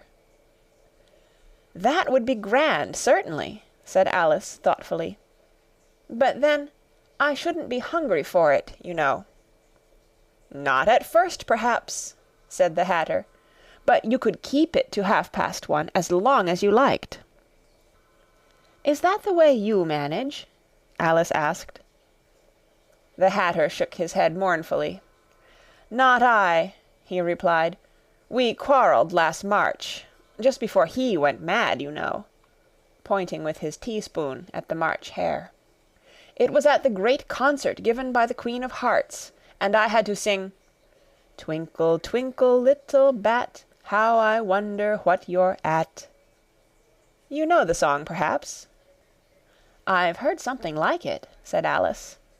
"It goes on, you know," the Hatter continued, "in this way: "'Up above the world you fly, like a tea-tray in the sky, twinkle, twinkle.'" Here the Dormouse shook itself and began singing in its sleep, "Twinkle, twinkle, twinkle, twinkle," and went on so long that they had to pinch it to make it stop. "Well, I'd hardly finished the first verse," said the Hatter, "when the Queen jumped up and bawled out, 'He's murdering the time! Off with his head!'" "How dreadfully savage!" exclaimed Alice. "And ever since that," the Hatter went on in a mournful tone, "he won't do a thing I ask. It's always 6 o'clock now." A bright idea came into Alice's head. "Is that the reason so many tea things are put out here?" she asked. "Yes, that's it," said the Hatter with a sigh. "It's always tea time, and we've no time to wash the things between whiles." "Then you keep moving round, I suppose?" said Alice. "Exactly so," said the Hatter, "as the things get used up." "But what happens when you come to the beginning again?" Alice ventured to ask. "Suppose we change the subject," the March Hare interrupted, yawning. "I'm getting tired of this. I vote the young lady tells us a story." "I'm afraid I don't know one," said Alice, rather alarmed at the proposal. "Then the Dormouse shall," they both cried. "Wake up, Dormouse!" and they pinched it on both sides at once. The Dormouse slowly opened his eyes. "I wasn't asleep," he said in a hoarse, feeble voice.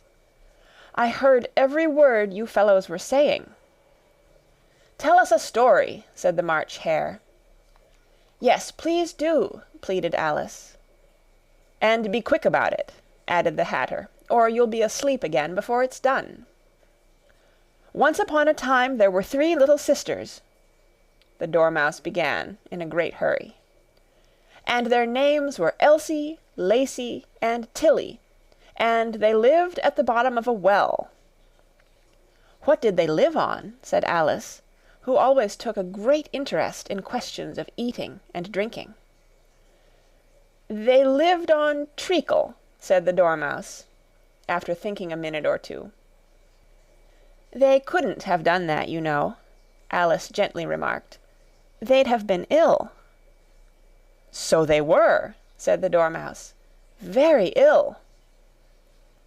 Alice tried to fancy to herself what such an extraordinary way of living would be like, but it puzzled her too much, so she went on, "But why did they live at the bottom of a well?" "Take some more tea," the March Hare said to Alice very earnestly. "I've had nothing yet," Alice replied in an offended tone, "so I can't take more." "You mean you can't take less," said the Hatter. "It's very easy to take more than nothing." "Nobody asked your opinion," said Alice. "Who's making personal remarks now?" the Hatter asked triumphantly.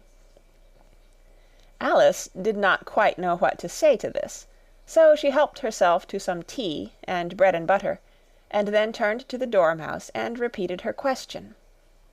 Why did they live at the bottom of a well? The Dormouse again took a minute or two to think about it, and then said, "It was a treacle well." "There's no such thing," Alice was beginning, very angrily, but the Hatter and the March Hare went, "Shh, shh," and the Dormouse sulkily remarked, "If you can't be civil, you'd better finish the story for yourself." "No, please go on," Alice said very humbly. "I won't interrupt again. I dare say there may be one." "One indeed," said the Dormouse indignantly. However, he consented to go on. "And so these three little sisters, they were learning to draw, you know." "What did they draw?" said Alice, quite forgetting her promise. "Treacle," said the Dormouse, without considering at all this time. "I want a clean cup," interrupted the Hatter. "Let's all move one place on." He moved on as he spoke, and the Dormouse followed him. The March Hare moved into the Dormouse's place, and Alice rather unwillingly took the place of the March Hare. The Hatter was the only one who got any advantage from the change, and Alice was a good deal worse off than before, as the March Hare had just upset the milk jug into his plate. Alice did not wish to offend the Dormouse again, so she began very cautiously. "But I don't understand. Where did they draw the treacle from?" "You can draw water out of a water well," said the Hatter. "So I should think you could draw treacle out of a treacle well, eh, stupid?" "But they were in the well," Alice said to the Dormouse, not choosing to notice this last remark. "Of course they were," said the Dormouse. "Well in." This answer so confused poor Alice that she let the Dormouse go on for some time without interrupting it. "They were learning to draw," the Dormouse went on, yawning and rubbing its eyes, for it was getting very sleepy. "And they drew all manner of things, everything that begins with an M." "Why with an M?" said Alice. "Why not?" said the March Hare. Alice was silent. The Dormouse had closed its eyes by this time, and was going off into a doze, but on being pinched by the Hatter, it woke up again with a little shriek, and went on. "That begins with an M, such as mousetraps, and the moon, and memory, and muchness.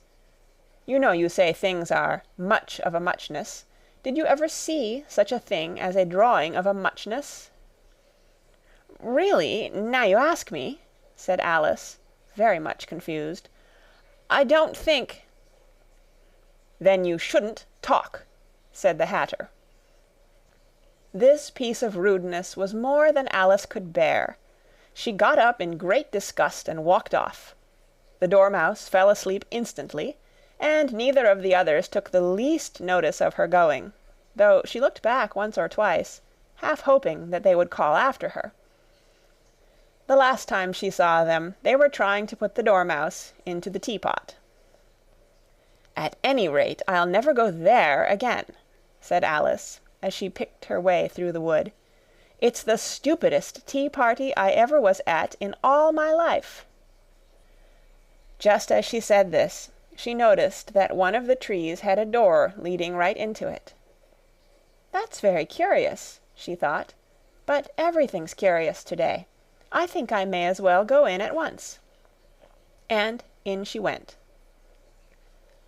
Once more she found herself in the long hall, and close to the little glass table. "Now I'll manage better this time," she said to herself, and began by taking the little golden key and unlocking the door that led into the garden. Then she went to work nibbling at the mushroom. She had kept a piece of it in her pocket, till she was about a foot high. Then she walked down the little passage, and then she found herself at last in the beautiful garden, among the bright flower beds and the cool fountains. Chapter 8. The Queen's Croquet Ground. A large rose tree stood near the entrance of the garden. The roses growing on it were white, but there were 3 gardeners at it, busily painting them red. Alice thought this a very curious thing, and she went nearer to watch them, and just as she came up to them she heard one of them say, "Look out now, Five! Don't go splashing paint all over me like that!" "I couldn't help it," said Five in a sulky tone. "Seven jogged my elbow." On which Seven looked up and said, "That's right, Five, always lay the blame on others." "You'd better not talk," said Five.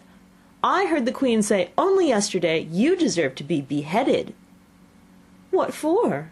said the one who had spoken first. "That's none of your business, too," said Seven. "Yes, it is his business," said Five, "and I'll tell him. It was for bringing the cook tulip roots instead of onions." Seven flung down his brush, and had just begun, "Well, of all the unjust things," when his eye chanced to fall upon Alice as she stood watching them, and he checked himself suddenly. The others looked round also, and all of them bowed low. "Would you tell me," said Alice, a little timidly, "why are you painting those roses?" Five and Seven said nothing, but looked at Two. Two began in a low voice, "Why, the fact is, you see, miss, this here ought to have been a red rose tree, and we put a white one in by mistake, and if the Queen was to find out, we should all have our heads cut off, you know. So you see, miss, we're doing our best afore she comes to—" At this moment Five, who'd been anxiously looking across the garden, called out, "The Queen! The Queen!" and the 3 gardeners instantly threw themselves flat upon their faces. There was a sound of many footsteps, and Alice looked round, eager to see the Queen. First came 10 soldiers, carrying clubs. They were all shaped like the 3 gardeners, oblong and flat, with their hands and feet at the corners. Next the 10 courtiers. These were ornamented all over with diamonds, and walked 2 and 2, as the soldiers did. After these came the royal children. There were 10 of them, and the little dears came jumping merrily along hand in hand in couples. They were all ornamented with hearts. Next came the guests, mostly kings and queens, and among them Alice recognized the White Rabbit. It was talking in a hurried, nervous manner, smiling at everything that was said, and went by without noticing her. Then followed the Knave of Hearts, carrying the king's crown on a crimson velvet cushion, and last of all this grand procession came the King and Queen of Hearts. Alice was rather doubtful whether she ought not lie down on her face like the 3 gardeners, but she could not remember ever having heard of such a rule at processions, and besides, what would be the use of a procession, thought she, if people all had to lie down upon their faces so they couldn't see it? So she stood still where she was, and waited. When the procession came opposite to Alice, they all stopped and looked at her, and the Queen said severely, "Who is this?" She said it to the Knave of Hearts, who only bowed and smiled in reply. "Idiot," said the Queen, tossing her head impatiently, and turning to Alice, she went on, "What's your name, child?" "My name is Alice, so please your Majesty," said Alice very politely, but she added to herself, "Why, they're only a pack of cards after all. I needn't be afraid of them." "And who are these?" said the Queen, pointing to the 3 gardeners who were lying round the rose-tree, for, you see, as they were all lying on their faces, and the pattern on their backs was the same as the rest of the pack, she could not tell whether they were her gardeners, or soldiers, or courtiers, or 3 of her own children. "How should I know?" said Alice, surprised at her own courage. "It's no business of mine." The Queen turned crimson with fury, and after glaring at her for a moment like a wild beast, screamed, "Off with her head! Off—" "Nonsense!" said Alice, very loudly and decidedly, and the Queen was silent. The King laid his hand upon her arm, and timidly said, "Consider, my dear, she is only a child." The Queen turned angrily away from him, and said to the Knave, "Turn them over." The Knave did so very carefully, with 1 foot. "Get up!" said the Queen, in a shrill, loud voice, and the 3 gardeners instantly jumped up and began bowing to the King, the Queen, the royal children, and everybody else. "Leave off that!" screamed the Queen. "You make me giddy." And then, turning to the rose-tree, she went on, "What have you been doing here?" "May it please your Majesty," said Two in a very humble tone, going down on one knee as he spoke. "We were trying—" "I see," said the Queen, who had meanwhile been examining the roses. "Off with their heads!" And the procession moved on, 3 of the soldiers remaining behind to execute the unfortunate gardeners, who ran to Alice for protection. "You shan't be beheaded," said Alice, and she put them into a large flower pot that stood near. The 3 soldiers wandered about for a minute or 2 looking for them, and then quietly marched off after the others. "Are their heads off?" shouted the Queen. "Their heads are gone, if it please your Majesty," the soldiers shouted in reply. "That's right," shouted the Queen. "Can you play croquet?" The soldiers were silent, and looked at Alice, as the question was evidently meant for her. "Yes," shouted Alice. "Come on, then," roared the Queen, and Alice joined the procession, wondering very much what would happen next. "It's a very fine day," said a timid voice at her side. She was walking by the White Rabbit, who was peeping anxiously into her face. "Very," said Alice. "Where's the Duchess?" "Shh, shh," said the Rabbit in a low, hurried tone. He looked anxiously over his shoulder as he spoke, and then raised himself upon tiptoe, put his mouth close to her ear, and whispered, "She's under sentence of execution." "What for?" said Alice. "Did you say, 'what a pity'?" the Rabbit asked. "No, I didn't," said Alice. "I don't think it's at all a pity. I said, 'what for'?" "She boxed the Queen's ears," the Rabbit began. Alice gave a little scream of laughter. "Oh, hush!" the Rabbit whispered in a frightened tone. "The Queen will hear you. You see, she came rather late, and the Queen said—" "Get to your places!" shouted the Queen in a voice of thunder, and people began running about in all directions, tumbling up against each other. However, they got settled down in a minute or 2, and the game began. Alice thought she had never seen such a curious croquet ground in her life. It was all ridges and furrows. The balls were live hedgehogs, the mallets live flamingos, and the soldiers had to double themselves up and to stand on their hands and feet to make the arches. The chief difficulty Alice found at first was in managing her flamingo. She succeeded in getting its body tucked away comfortably enough under her arm, with its legs hanging down, but generally, just as she got its neck nicely straightened out, and was going to give the hedgehog a blow with its head, it would twist itself round and look up in her face, with such a puzzled expression that she could not help bursting out laughing, and when she got its head down, and she was going to begin again, it was very provoking to find that the hedgehog had unrolled itself and was in the act of crawling away. Besides all this, there was generally a ridge or furrow in the way wherever she wanted to send the hedgehog to, and as the doubled-up soldiers were always getting up and walking off to other parts of the ground, Alice soon came to the conclusion that it was a very difficult game indeed.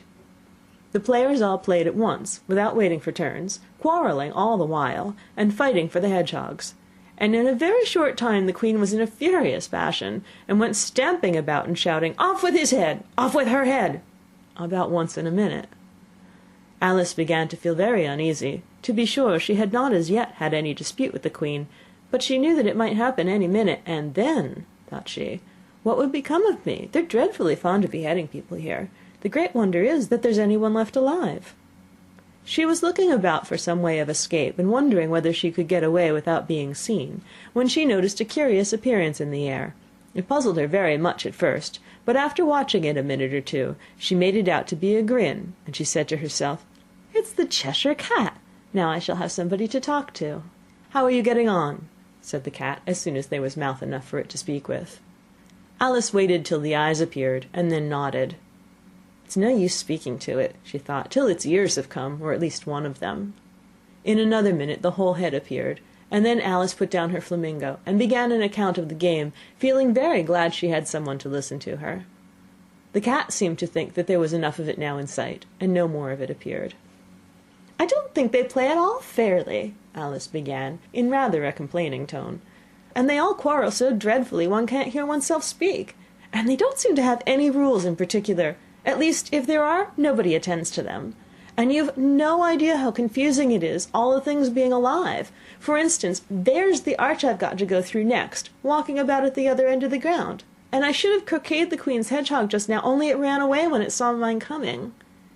"How do you like the Queen?" said the cat in a low voice. "Not at all," said Alice. "She's so extremely—" Just then she noticed that the Queen was close behind her, listening, so she went on, "likely to win, that it's hardly worth while finishing the game."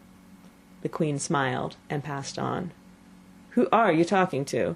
said the King, going up to Alice and looking at the cat's head with great curiosity. "It's a friend of mine, a Cheshire cat," said Alice. "Allow me to introduce it." "I don't like the look of it at all," said the King. "However, it may kiss my hand if it likes." "I'd rather not," the cat remarked.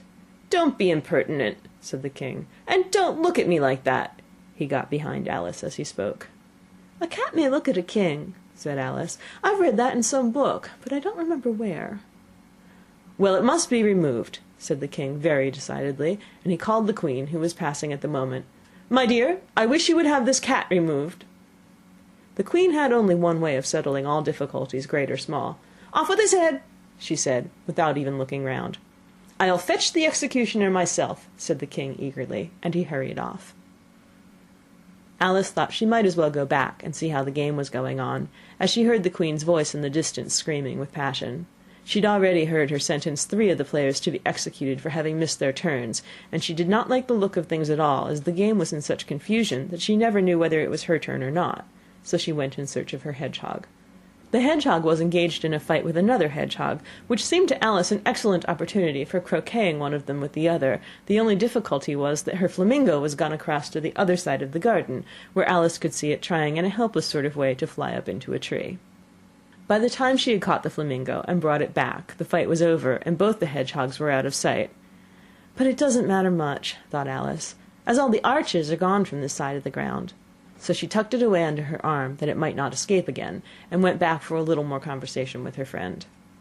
When she got back to the Cheshire Cat, she was surprised to find quite a large crowd collected around it.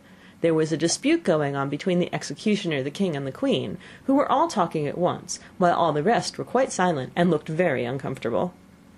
The moment Alice appeared, she was appealed to by all three to settle the question, and they repeated their arguments to her, though, as they all spoke at once, she found it very hard indeed to make out exactly what they said. The executioner's argument was, you couldn't cut off a head unless there was a body to cut it off from, that he had never had to do such a thing before, and he wasn't going to begin at his time of life.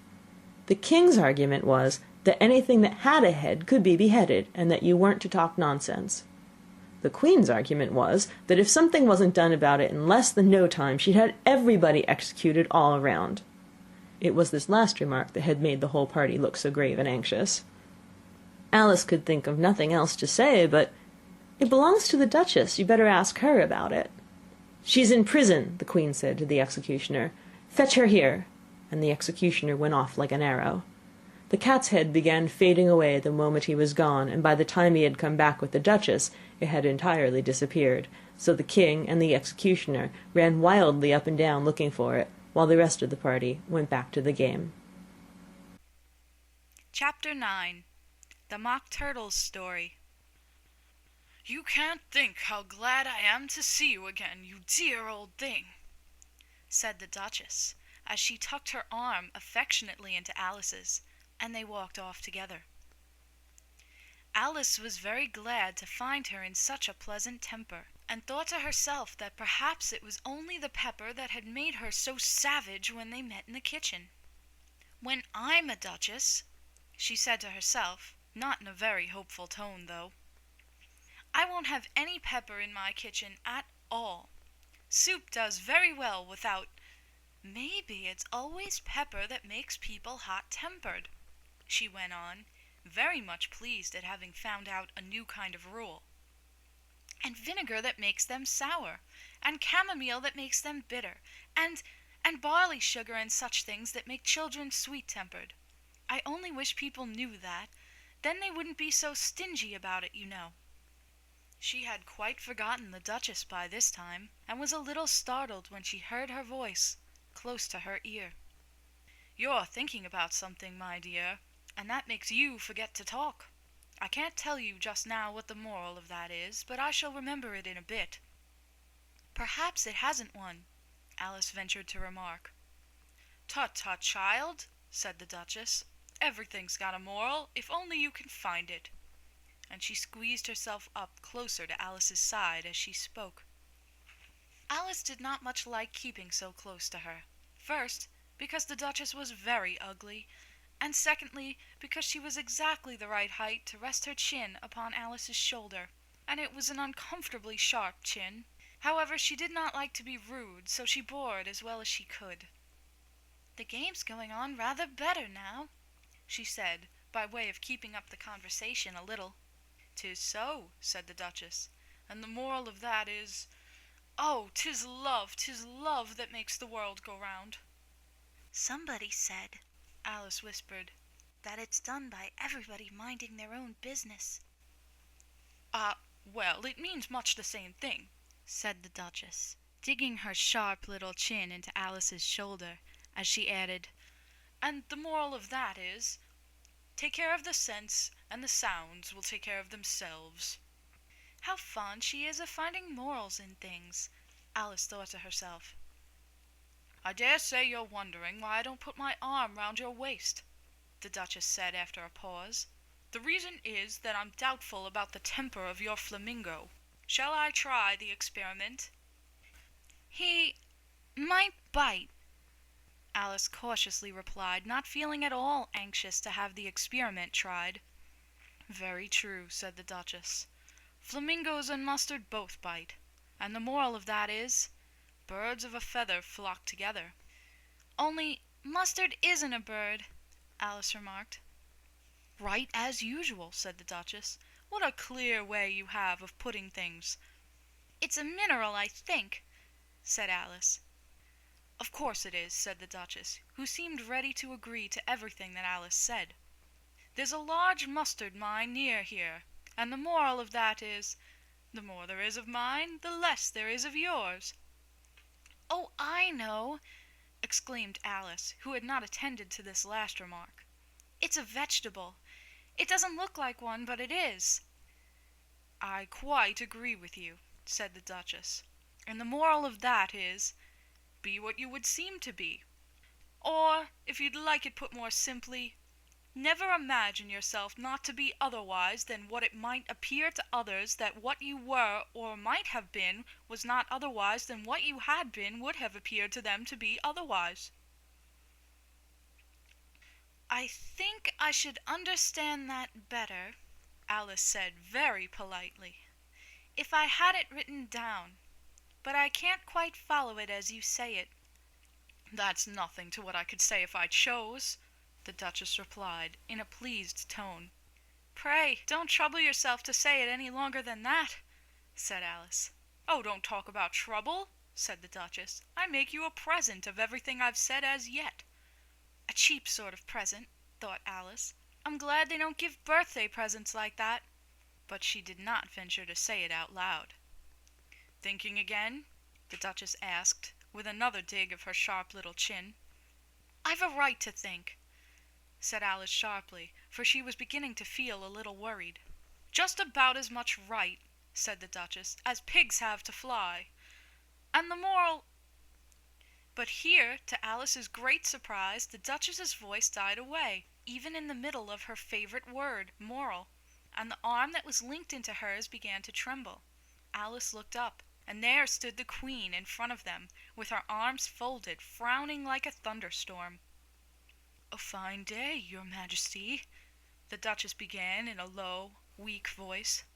"Now I give you fair warning," shouted the Queen, stamping on the ground as she spoke. Either you or your head must be off, and that in about half no time. Take your choice." The Duchess took her choice and was gone in a moment. "Let's go on with the game," the Queen said to Alice, and Alice was too much frightened to say a word, but slowly followed her back to the croquet ground. The other guests had taken advantage of the Queen's absence, and were resting in the shade. However, the moment they saw her they hurried back to the game, the Queen merely remarking that a moment's delay would cost them their lives. All the time they were playing, the Queen never left off quarreling with the other players, and shouting, "Off with his head!" or "Off with her head!" Those whom she sentenced were taken into custody by the soldiers, who, of course, had to leave off being archers to do this, so that by the end of half an hour or so there were no archers left, and all the players except the King, the Queen, and Alice were in custody and under sentence of execution. Then the Queen left off, quite out of breath, and said to Alice, "Have you seen the Mock Turtle yet?" "No," said Alice. "I don't even know what a mock turtle is." "It's the thing mock turtle soup is made from," said the Queen. "I never saw one, or heard of one," said Alice. "Come on, then," said the Queen, "and he shall tell you his history." As they walked off together, Alice heard the King say in a low voice to the company generally, "You are all pardoned." "Come, that's a good thing," she said to herself, for she had felt quite unhappy at the number of executions the Queen had ordered. They very soon came upon a griffin, lying fast asleep in the sun. If you don't know what a griffin is, look at the picture. "Up, lazy thing," said the Queen, "and take this young lady to see the Mock Turtle, and to hear his history. I must go back and see after some executions I have ordered." And she walked off, leaving Alice alone with the griffin. Alice did not quite like the look of the creature, but on the whole she thought it would be quite as safe to stay with it as to go after that savage Queen. So she waited. The griffin sat up and rubbed its eyes. Then it watched the Queen till she was out of sight. Then it chuckled. "What fun!" said the griffin, half to itself, half to Alice. "What is the fun?" said Alice. "Why, she," said the griffin. "It's all her fancy, that. They never executes nobody, you know. Come on." "Everybody says come on here," thought Alice, as she went slowly after it. "I never was so ordered about in all my life, never." They had not gone far before they saw the Mock Turtle in the distance, sitting sad and lonely on a little ledge of rock. And as they came nearer, Alice could hear him sighing as if his heart would break. She pitied him deeply. "What is his sorrow?" she asked the griffin, and the griffin answered, very nearly in the same words as before, "It's all his fancy, that. He hasn't got no sorrow, you know. Come on." So they went up to the Mock Turtle, who looked at them with large eyes full of tears, but said nothing. "This here young lady," said the griffin, "she wants for to know your history, she do." "I'll tell it her," said the Mock Turtle in a deep hollow tone. "Sit down, both of you, and don't speak a word till I've finished." So they sat down, and nobody spoke for some minutes. Alice thought to herself, "I don't see how he can even finish if he doesn't begin." But she waited patiently. "Once," said the Mock Turtle at last, with a deep sigh, "I was a real turtle." These words were followed by a very long silence, broken only by an occasional exclamation of "Hm!" from the griffin, and the constant heavy sobbing of the Mock Turtle. Alice was very nearly getting up and saying, "Thank you, sir, for your interesting story." But she could not help thinking there must be more to come, so she sat still and said nothing. "When we were little," the Mock Turtle went on at last, more calmly, though still sobbing a little now and then, "we went to school in the sea. The master was an old turtle. We used to call him Tortoise." "Why did you call him Tortoise if he wasn't one?" Alice asked. "We called him Tortoise because he taught us," said the Mock Turtle angrily. "Really, you are very dull. You ought to be ashamed of yourself for asking such a simple question," added the griffin. And then they both sat silent and looked at poor Alice, who felt ready to sink into the earth. At last the griffin said to the Mock Turtle, Drive on, old fellow, don't be all day about it." And he went on in these words: "Yes, we went to school in the sea, though you mayn't believe it." "I never said I didn't," interrupted Alice. "You did," said the Mock Turtle. "Hold your tongue," added the Gryphon, before Alice could speak again. The Mock Turtle went on: "We had the best of educations. In fact, we went to school every day." "I've been to a day school too," said Alice. "You needn't be so proud as all that." "With extras?" asked the Mock Turtle a little anxiously. "Yes," said Alice. "We learned French and music." "And washing?" said the Mock Turtle. "Certainly not," said Alice indignantly. "Ah, then yours wasn't a really good school," said the Mock Turtle in a tone of great relief. "Now at ours they had at the end of the bill French, music, and washing. Extra." "You couldn't have wanted it much," said Alice, "living at the bottom of the sea." "I couldn't afford to learn it," said the Mock Turtle with a sigh. "I only took the regular course." "What was that?" inquired Alice. "Reeling and writhing, of course, to begin with," the Mock Turtle replied. "And then the different branches of arithmetic: ambition, distraction, uglification, and derision." "I never heard of uglification," Alice ventured to say. "What is it?" The Gryphon lifted up both its paws in surprise. "What? Never heard of uglifying?" it exclaimed. "You know what to beautify is, I suppose." "Yes," said Alice doubtfully. "It means to make anything prettier." "Well then," the Gryphon went on, "if you don't know what to uglify is, you are a simpleton." Alice did not feel encouraged to ask any more questions about it, so she turned to the Mock Turtle and said, "What else had you to learn?" "Well, there was mystery," the Mock Turtle replied, counting off the subjects on his flappers. "Mystery, ancient and modern, with seaography. Then drawling. The drawling master was an old conger eel that used to come once a week. He taught us drawling, stretching, and fainting in coils." "What was that like?" said Alice. "Well, I can't show it you myself," the Mock Turtle said. "I'm too stiff, and the Gryphon never learnt it." "Hadn't time," said the Gryphon. "I went to the classics master, though. He was an old crab, he was." "I never went to him," the Mock Turtle said with a sigh. "He taught laughing and grief, they used to say." So he did," said the Gryphon, sighing in his turn, and both creatures hid their faces in their paws. "And how many hours a day did you do lessons?" said Alice in a hurry to change the subject.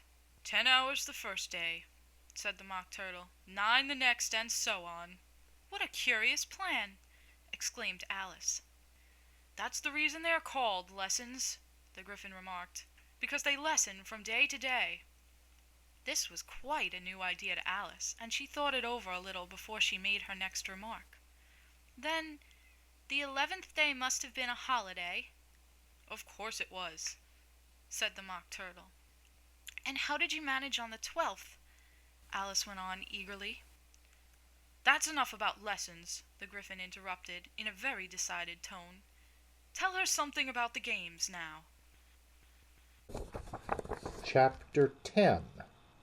The Lobster Quadrille. The Mock Turtle sighed deeply and drew the back of one flapper across his eyes. He looked at Alice and tried to speak, but for a minute or two sobs choked his voice. "Same as if he had a bone in his throat," said the Gryphon, and it set to work shaking him and punching him in the back. At last the Mock Turtle recovered his voice, and, with tears running down his cheeks, he went on again. "You may not have lived much under the sea." "I haven't," said Alice.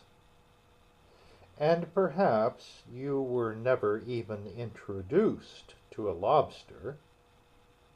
Alice began to say, "I once tasted," but checked herself hastily and said, "No, never." "So you can have no idea what a delightful thing a lobster quadrille is." "No, indeed," said Alice. "What sort of a dance is it?"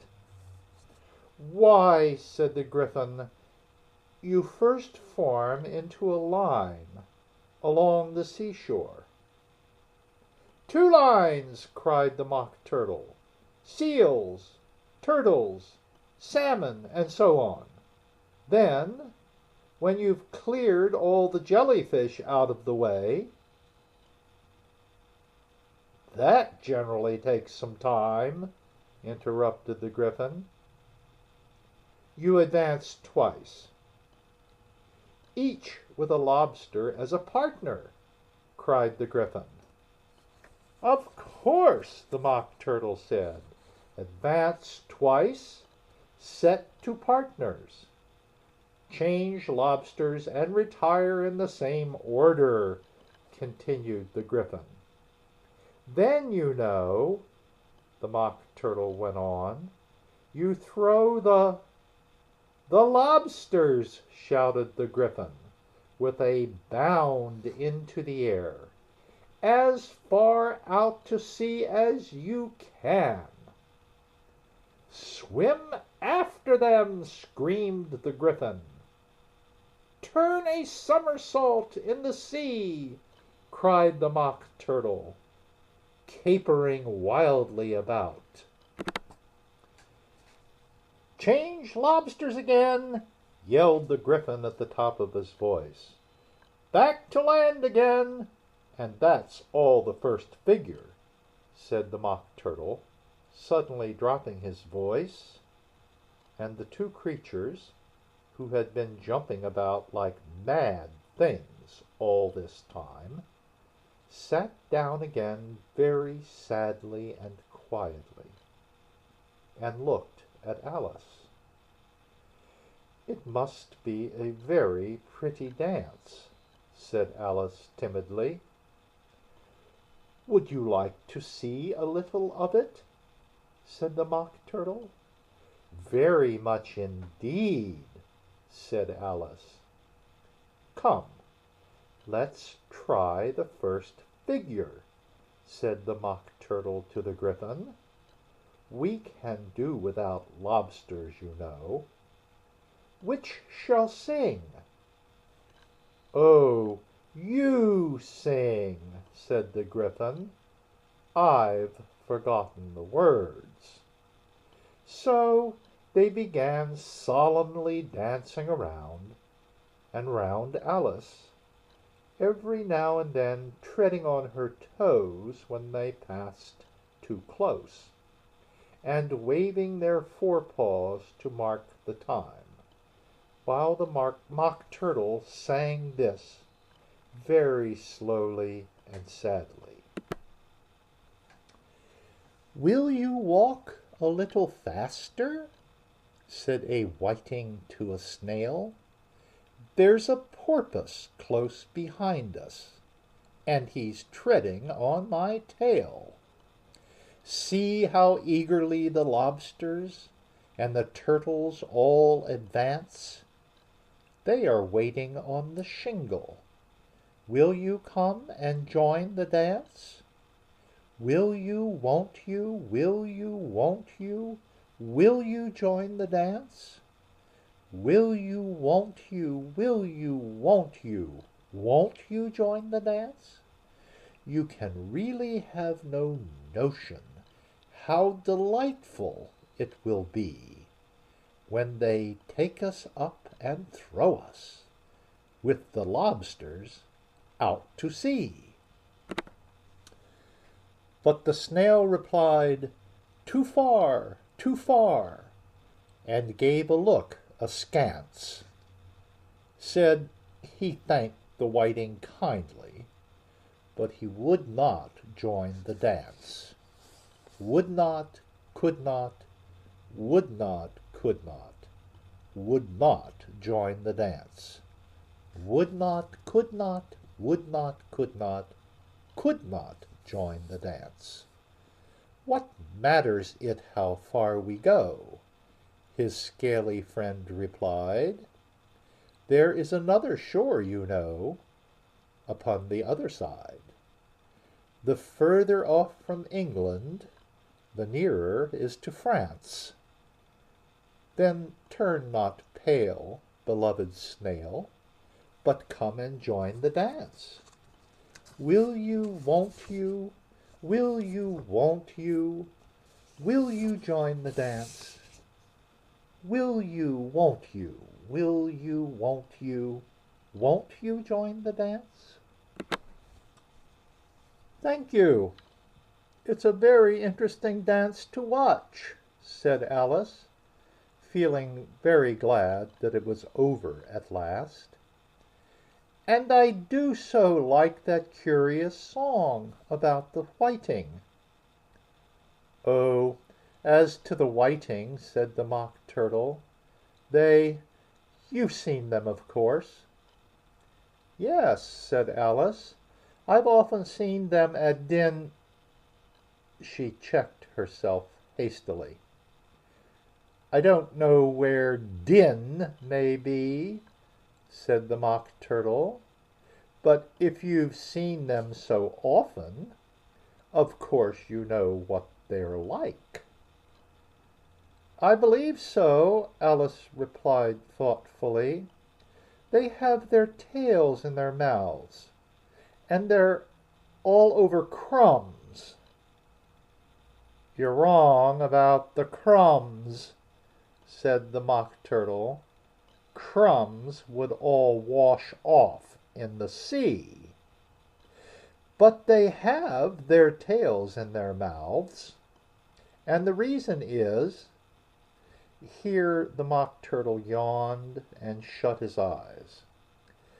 Tell her about the reason and all that, he said to the Gryphon. The reason is, said the Gryphon, that they would go with the lobsters to the dance. So they got thrown out to sea. So they had to fall a long way. So they got their tails fast in their mouths. So they couldn't get them out again. That's all. Thank you, said Alice. It's very interesting. I never knew so much about a whiting before. I can tell you more than that if you like, said the Gryphon. Do you know why it's called a whiting? I never thought about it, said Alice. Why? It does the boots and shoes, the Gryphon replied very solemnly. Alice was thoroughly puzzled. Does the boots and shoes? She repeated in a wondering tone. Why, what are your shoes done with? Said the Gryphon. I mean, what makes them so shiny? Alice looked down at them and considered a little before she gave her answer. They're done with blacking, I believe. Boots and shoes under the sea, the Gryphon went on in a deep voice, are done with whiting. Now you know. And what are they made of? Alice asked in a tone of great curiosity. Soles and eels, of course, the Gryphon replied rather impatiently. Any shrimp could have told you that.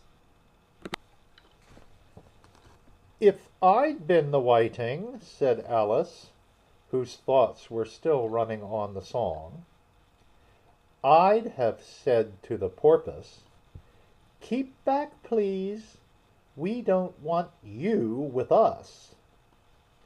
They were obliged to have him with them, the Mock Turtle said.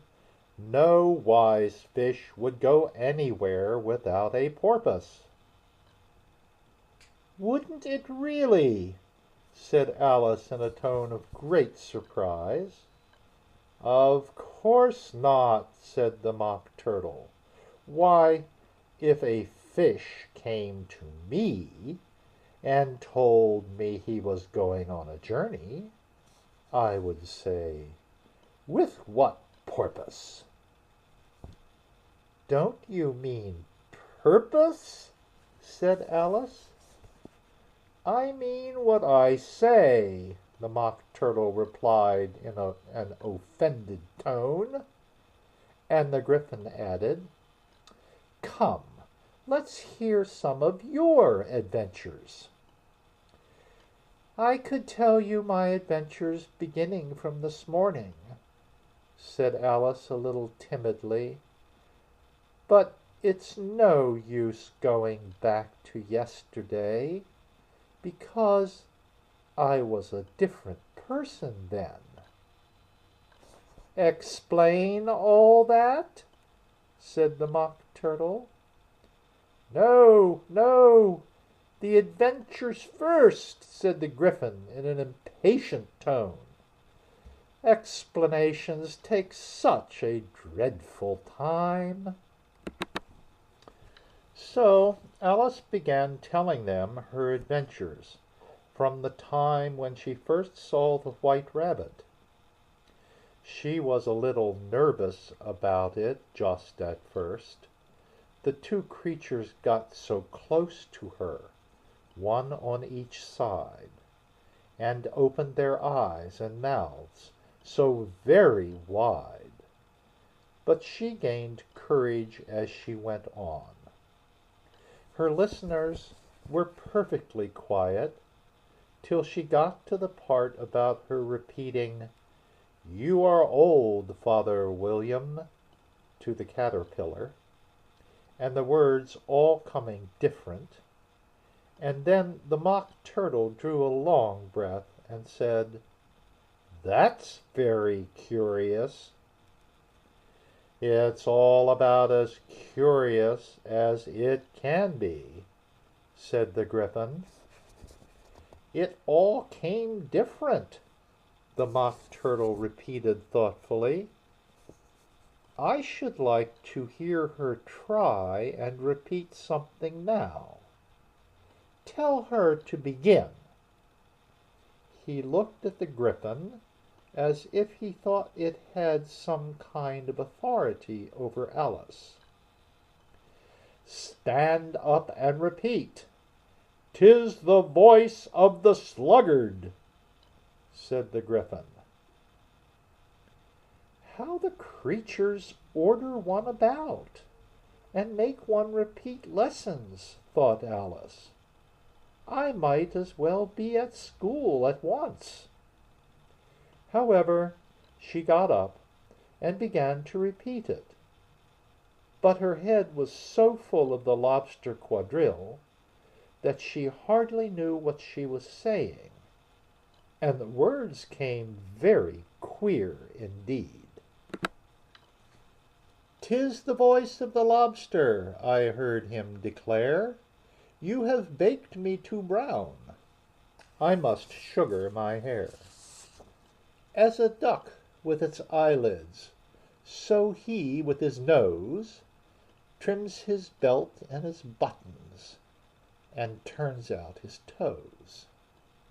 When the sands are all dry, he is gay as a lark, and will talk in contemptuous tones of the shark. But when the tide rises and sharks are around, his voice has a timid and tremulous sound."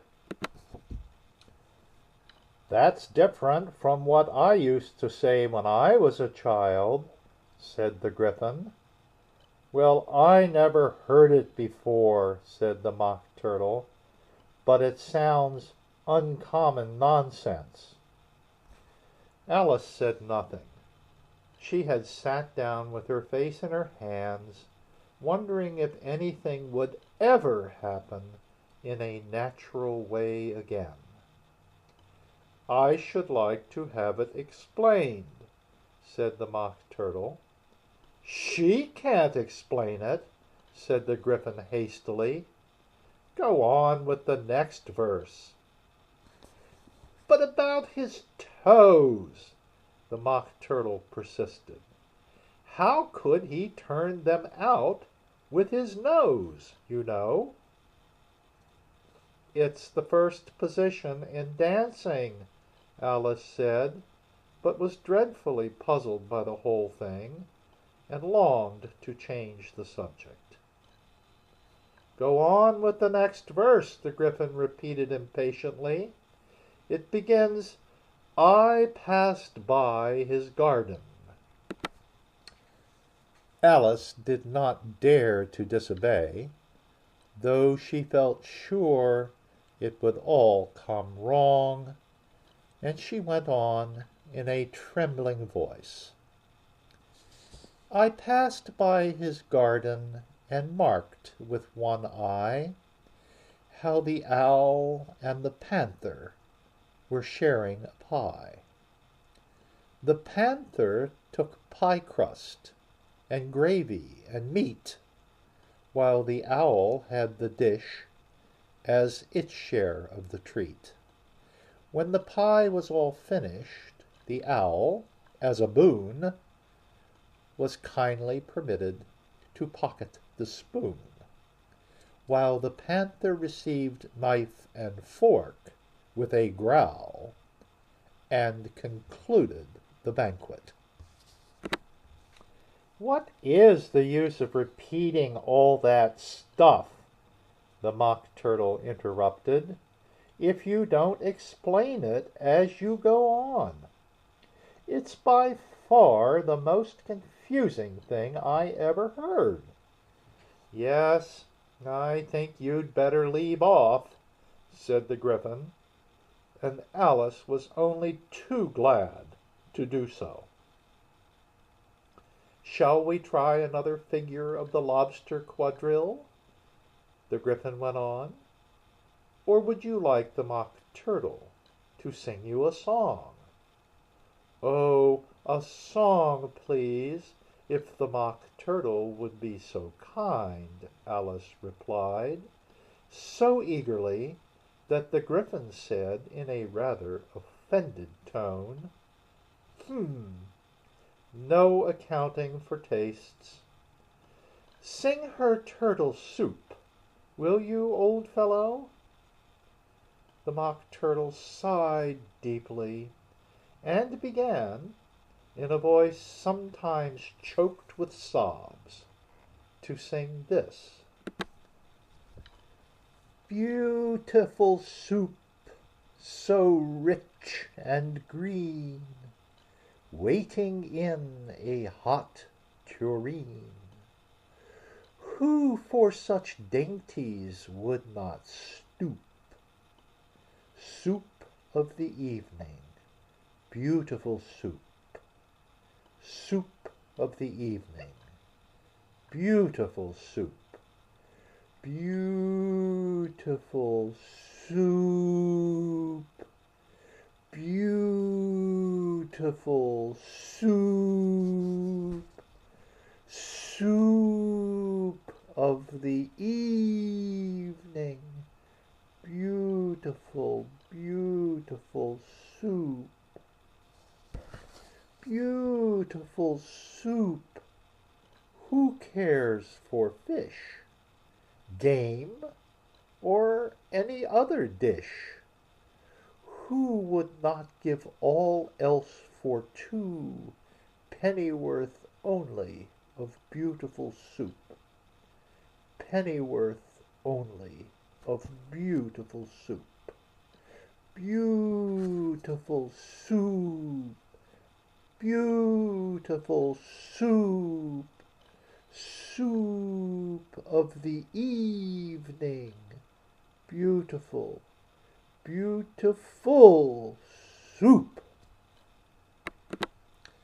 Chorus again, cried the Gryphon, and the Mock Turtle had just begun to repeat it, when a cry of "The trial's beginning" was heard in the distance.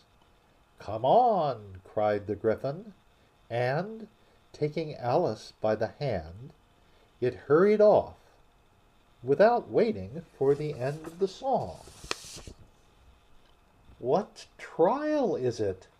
Alice panted as she ran. But the Gryphon only answered, "Come on," and ran the faster, while more and more faintly came, carried on the breeze that followed them, the melancholy words, "Soup of the evening, beautiful, beautiful soup." Chapter 11. The King and Queen of Hearts were seated on their throne when they arrived, with a great crowd assembled about them, all sorts of little birds and beasts, as well as a whole pack of cards. The knave was standing before them in chains, with a soldier on each side to guard him, and near the king was the white rabbit, with a trumpet in one hand and a scroll of parchment in the other.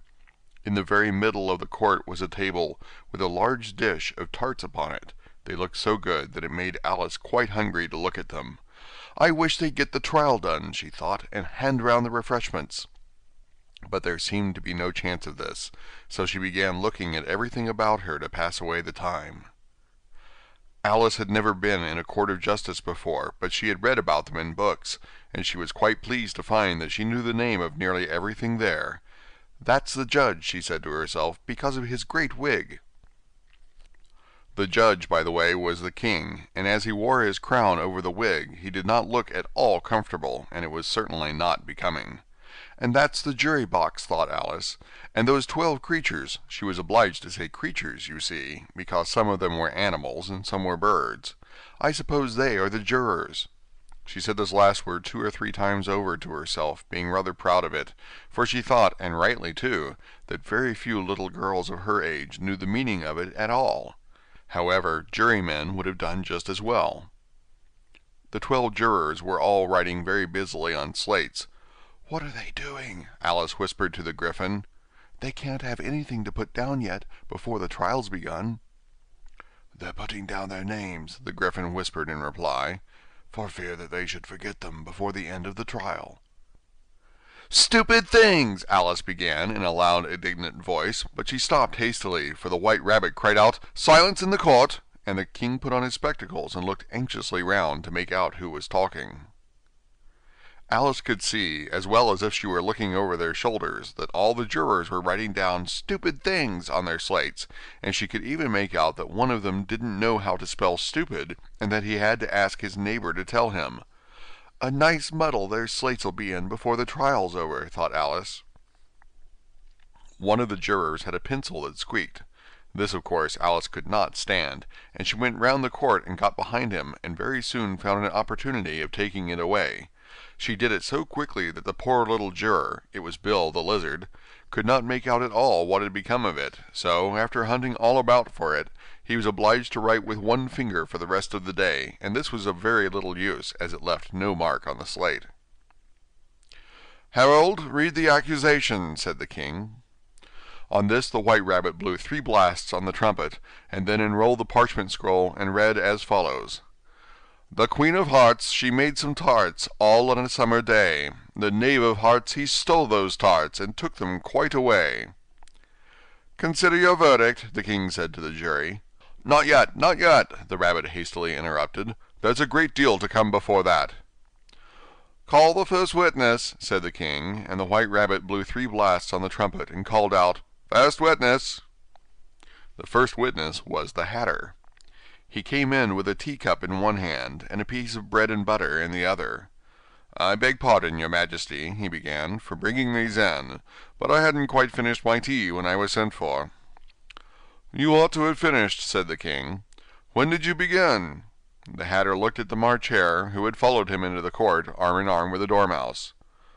14th of March, I think it was," he said. 15th, said the March Hare. 16th, added the Dormouse. "Write that down," the king said to the jury, and the jury eagerly wrote down all 3 dates on their slates, and then added them up and reduced the answer to shillings and pence. "Take off your hat," the king said to the Hatter. "It isn't mine," said the Hatter. "Stolen!" the king exclaimed, turning to the jury, who instantly made a memorandum of the fact. "I keep them to sell," the Hatter added as an explanation. "I've none of my own. I'm a hatter." Here the queen put on her spectacles, and began staring at the Hatter, who turned pale and fidgeted. "Give your evidence," said the king, "and don't be nervous, or I'll have you executed on the spot." This did not seem to encourage the witness at all. He kept shifting from one foot to the other, looking uneasily at the queen, and in his confusion he bit a large piece out of his teacup instead of the bread and butter. Just at this moment Alice felt a very curious sensation, which puzzled her a good deal until she made out what it was. She was beginning to grow larger again, and she thought at first she would get up and leave the court, but on second thoughts she decided to remain where she was as long as there was room for her.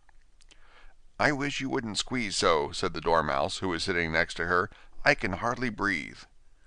"I can't help it," said Alice very meekly. "I'm growing." "You've no right to grow here," said the Dormouse. "Don't talk nonsense," said Alice more boldly. "You know you're growing too." "Yes, but I grow at a reasonable pace," said the Dormouse, "not in that ridiculous fashion." And he got up very sulkily, and crossed over to the other side of the court. All this time the queen had never left off staring at the Hatter, and just as the Dormouse crossed the court, she said to one of the officers of the court, "Bring me the list of the singers in the last concert," on which the wretched Hatter trembled so that he shook both his shoes off. "Give your evidence," the king repeated angrily, "or I'll have you executed, whether you're nervous or not." "I'm a poor man, your Majesty," the Hatter began in a trembling voice, "and I hadn't begun my tea. Not above a week or so. And what with the bread and butter getting so thin, and the twinkling of the tea—" "The twinkling of the what?" said the king. "It begun with the tea," the Hatter replied. "Of course twinkling begins with the tea," said the king sharply. "Do you take me for a dunce? Go on." "I'm a poor man," the Hatter went on, "and most things twinkled after that, only the March Hare said—" "I didn't," the March Hare interrupted in a great hurry. "You did," said the Hatter. "I deny it," said the March Hare. "He denies it," said the king. "Leave out that part." "Well, at any rate, the Dormouse said," the Hatter went on, looking anxiously round to see if he would deny it too, but the Dormouse denied nothing, being fast asleep. "After that," continued the Hatter, "I cut some more bread and butter." "But what did the Dormouse say?" one of the jury asked. "That I can't remember," said the Hatter. "You must remember," remarked the king, "or I'll have you executed." The miserable Hatter dropped his teacup and bread and butter, and went down on one knee. "I'm a poor man, your Majesty," he began. "You're a very poor speaker," said the king. Here one of the guinea pigs cheered, and was immediately suppressed by the officers of the court. As that is rather a hard word, I will just explain to you how it was done. They had a large canvas bag, which tied up at the mouth with strings. Into this they slipped the guinea pig head first, and then sat upon it. "I'm glad I've seen that done," thought Alice. "I've so often read in the newspapers, at the end of trials, there was some attempts at applause, which was immediately suppressed by the officers of the court, and I never understood what it meant till now." "If that's all you know about it, you may stand down," continued the king. "I can't go no lower," said the Hatter. "I'm on the floor as it is." "Then you may sit down," the king replied. Here the other guinea pig cheered, and was suppressed. "Come, that finished the guinea pigs," thought Alice. "Now we shall get on better." "I'd rather finish my tea," said the Hatter, with an anxious look at the queen, who was reading the list of singers. "You may go," said the king, and the Hatter hurriedly left the court, without even waiting to put his shoes on. "And just take his head off outside," the queen added to one of the officers, but the Hatter was out of sight before the officer could get to the door. "Call the next witness," said the king. The next witness was the Duchess's cook. She carried the pepper box in her hand, and Alice guessed who it was, even before she got into the court, by the way the people near the door began sneezing all at once. "Give your evidence," said the king. "Sant," said the cook. The king looked anxiously at the White Rabbit, who said in a low voice, "Your Majesty must cross-examine this witness."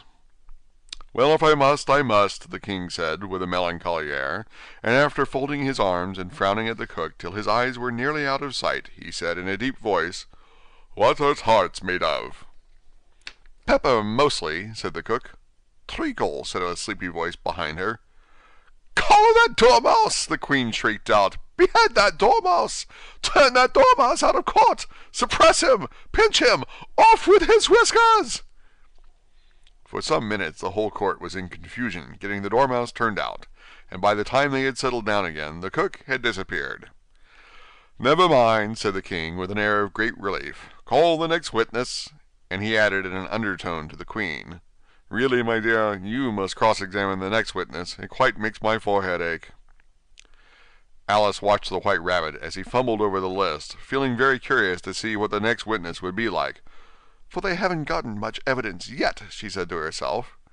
Imagine her surprise when the White Rabbit read out, at the top of his shrill little voice, the name Alice! Chapter 12, read by Chris Gorringe. Alice's Evidence. "Here!" cried Alice, quite forgetting in the flurry of the moment how large she had grown in the last few minutes, and she jumped up in such a hurry that she tipped over the jury box with the edge of her skirt, upsetting all the jurymen onto the heads of the crowd below, and there they lay, sprawling about, reminding her very much of a globe of goldfish she had accidentally upset the week before. "Oh, I beg your pardon," she exclaimed in a tone of great dismay, and began picking them up again as quickly as she could, for the accident of the goldfish kept running in her head, and she had a vague sort of idea that they must be collected at once and put back into the jury box, or they would die. "The trial cannot proceed," said the king in a very grave voice, "until all of the jurymen are back in their proper places. All," he repeated with great emphasis, looking hard at Alice as he said so. Alice looked at the jury box and saw that, in her haste, she had put the lizard in head downwards, and the poor little thing was waving its tail about in a melancholy way, being quite unable to move. She soon got it out again and put it right. "Not that it signifies much," she said to herself. "I should think it would be quite as much use in the trial one way up as the other." As soon as the jury had a little recovered from the shock of being upset, and their slates and pencils had been found and handed back to them, they set to work very diligently to write out a history of the accident, all except the lizard, who seemed too much overcome to do anything but sit with its mouth open, gazing up into the roof of the court. "What do you know about this business?" the king said to Alice. "Nothing," said Alice. "Nothing whatever?" persisted the king. "Nothing whatever," said Alice. "That's very important," the king said, turning to the jury. They were just beginning to write this down on their slates, when the White Rabbit interrupted. "Unimportant, your Majesty means, of course," he said in a very respectful tone, but frowning and making faces at him as he spoke. "Unimportant, of course, I meant," the king hastily said, and went on to himself in an undertone. "Important, unimportant, unimportant, important," as if he was trying which word sounded best. Some of the jury wrote it down important, and some unimportant. Alice could see this, as she was near enough to look over their slates, but it doesn't matter a bit, she thought to herself. At this moment the king, who had been for some time busily writing in his notebook, cackled out, "Silence!" and read out from his book, "Rule 42. All persons more than a mile high to leave the court." Everybody looked at Alice. "I'm not a mile high," said Alice. "You are," said the king. "Nearly 2 miles high," added the queen. "Well, I shan't go, at any rate," said Alice. "Beside, that's not a regular rule. You invented it just now." "It's the oldest rule in the book," said the king. "Then it ought to be number 1, said Alice. The king turned pale and shut his notebook hastily. "Consider your verdict," he said to the jury, in a low, trembling voice. "There's more evidence to come yet, please your Majesty," said the White Rabbit, jumping up in a great hurry. "This paper has just been picked up." "What's in it?" said the Queen. "I haven't opened it yet," said the White Rabbit, "but it seems to be a letter written by the prisoner to somebody." "It must have been that," said the King, "unless it was written to nobody, which isn't usual, you know." "Who is it directed to?" said one of the jurymen. "It isn't directed at all," said the white letter. "In fact, there's nothing written on the outside." He unfolded the paper as he spoke and added, "It isn't a letter after all. It's a set of verses." "Are they in the prisoner's handwriting?" asked another of the jurymen. "No, they're not," said the White Rabbit, "and that's the queerest thing about it." The jury all looked puzzled. "He must have imitated somebody else's hand," said the King. The jury all brightened up again. "Please, your Majesty," said the knave, "I didn't write it, and they can't prove I did. There's no name signed at the end." "If you didn't sign it," said the King, "that only makes the matter worse. You must have meant some mischief, or else you'd have signed your name like an honest man." There was a general clapping of hands at this. It was the first really clever thing the King had said that day. "That proves his guilt," said the Queen. "It proves nothing of the sort," said Alice. "Why, you don't even know what they're about." "Read them," said the King. The White Rabbit put on his spectacles. "Where shall I begin, please, your Majesty?" he asked. "Begin at the beginning," the King said gravely, "and go on till you come to the end, then stop." These were the verses the White Rabbit read. "They told me you had been to her, and mentioned me to him. She gave me a good character, but said I could not swim. He sent them word I had not gone. We know it to be true. If she would push the matter on, what would become of you? I gave her 1, they gave him 2, you gave us 3 or more.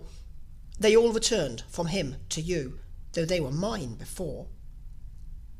If I or she should chance to be involved in this affair, he trusts to you to set them free, exactly as we were.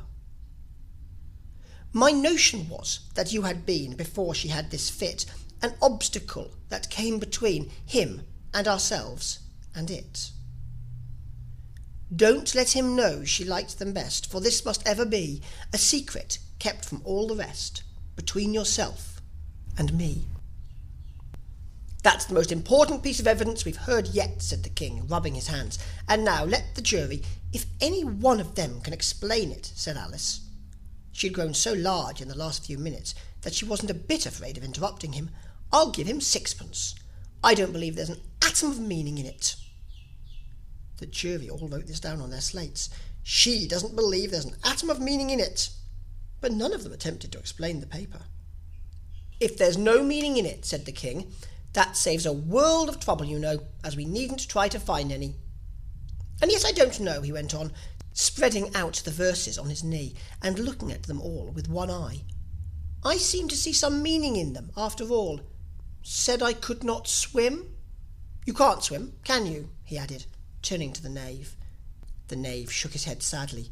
"Do I look like it?" he said, which he certainly did not, being made entirely of cardboard. "All right so far," said the King, and he went on muttering over the verses to himself. "We know it to be true," that's the jury, of course. "I gave her 1, they gave him 2. Why, that must be what he did with the tarts, you know." "But it goes on, they all returned from him to you," said Alice. "Why, there they are," said the King triumphantly, pointing to the tarts on the table. "Nothing can be clearer than that.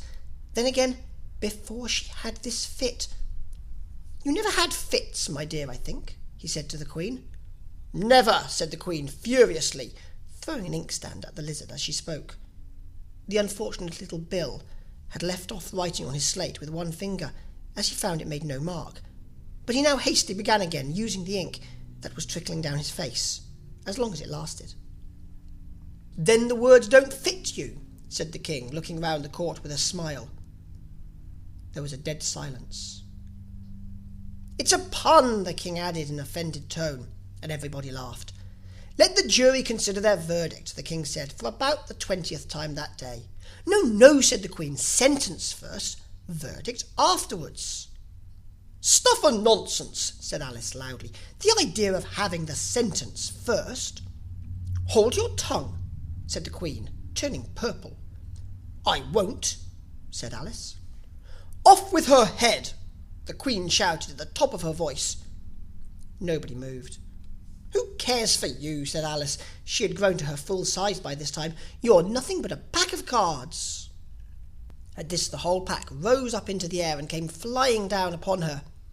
She gave a little scream, half of fright and half of anger, and tried to beat them off, and found herself lying on the bank, with her head in the lap of her sister, who was gently brushing away some dead leaves that had fluttered down from the tree upon her face. "Wake up, Alice dear," said her sister. "Why, what a long sleep you've had." "Oh, I've had such a curious dream," said Alice. And she told her sister, as well as she could remember them, all these strange adventures of hers that you have just been reading about. And when she had finished, her sister kissed her and said, "It was a curious dream, dear, certainly. But now run into your tea. It's getting late." So Alice got up and ran off, thinking while she ran, as well she might, what a wonderful dream it had been. But her sister sat still, just as she left her, leaning her head on her hand, watching the setting sun, and thinking of little Alice, and all her wonderful adventures, till she too began dreaming after a fashion. And this was her dream. First she dreamed of little Alice herself, and once again the tiny hands were clasped upon her knee, and the bright eager eyes were looking up into hers, and she could hear the very tones of her voice, and see that queer little toss of her head to keep back the wandering hair that would always get into her eyes. And still, as she listened, or seemed to listen, the whole place around her became alive, the strange creatures of her little sister's dream. The long grass rustled at her feet as the white rabbit hurried by. The frightened mouse splashed his way through the neighbouring pool. She could hear the rattle of the teacups as the March Hare and his friends shared their never-ending meal, and the shrill voice of the Queen ordering off her unfortunate guests to execution. Once more the pig baby was sneezing on the Duchess's knee, while plates and dishes crashed around it. Once more the shriek of the griffin, the squealing of the lizard's slate pencil, and the choking of the suppressed guinea pigs filled the air, mixed up with the distant sobs of the miserable mock turtle. So she sat on, with closed eyes, and half believed herself in Wonderland, though she knew she had but to open them again, and all would change to dull reality. The grass would be only rustling in the wind, and the pool rippling to the waving of the reeds. The rattling teacups would change to tinkling sheep bells, and the Queen's shrill cries to the voice of the shepherd boy, and the sneeze of the baby, the shriek of the griffin, and all the other queer noises would change, she knew, to the confused clamour of the busy farmyard, while the lowing of the cattle in the distance would take the place of the mock turtle's heavy sobs. Lastly, she pictured to herself how this same little sister of hers would, in the after-time, be herself a grown woman, and how she would keep, through all her riper years, the simple and loving heart of her childhood, and how she would gather about her other little children, and make their eyes bright and eager with many a strange tale, perhaps even with the dream of Wonderland of long ago, and how she would feel with all their simple sorrows, and find a pleasure in all their simple joys, remembering her own child life and the happy summer days.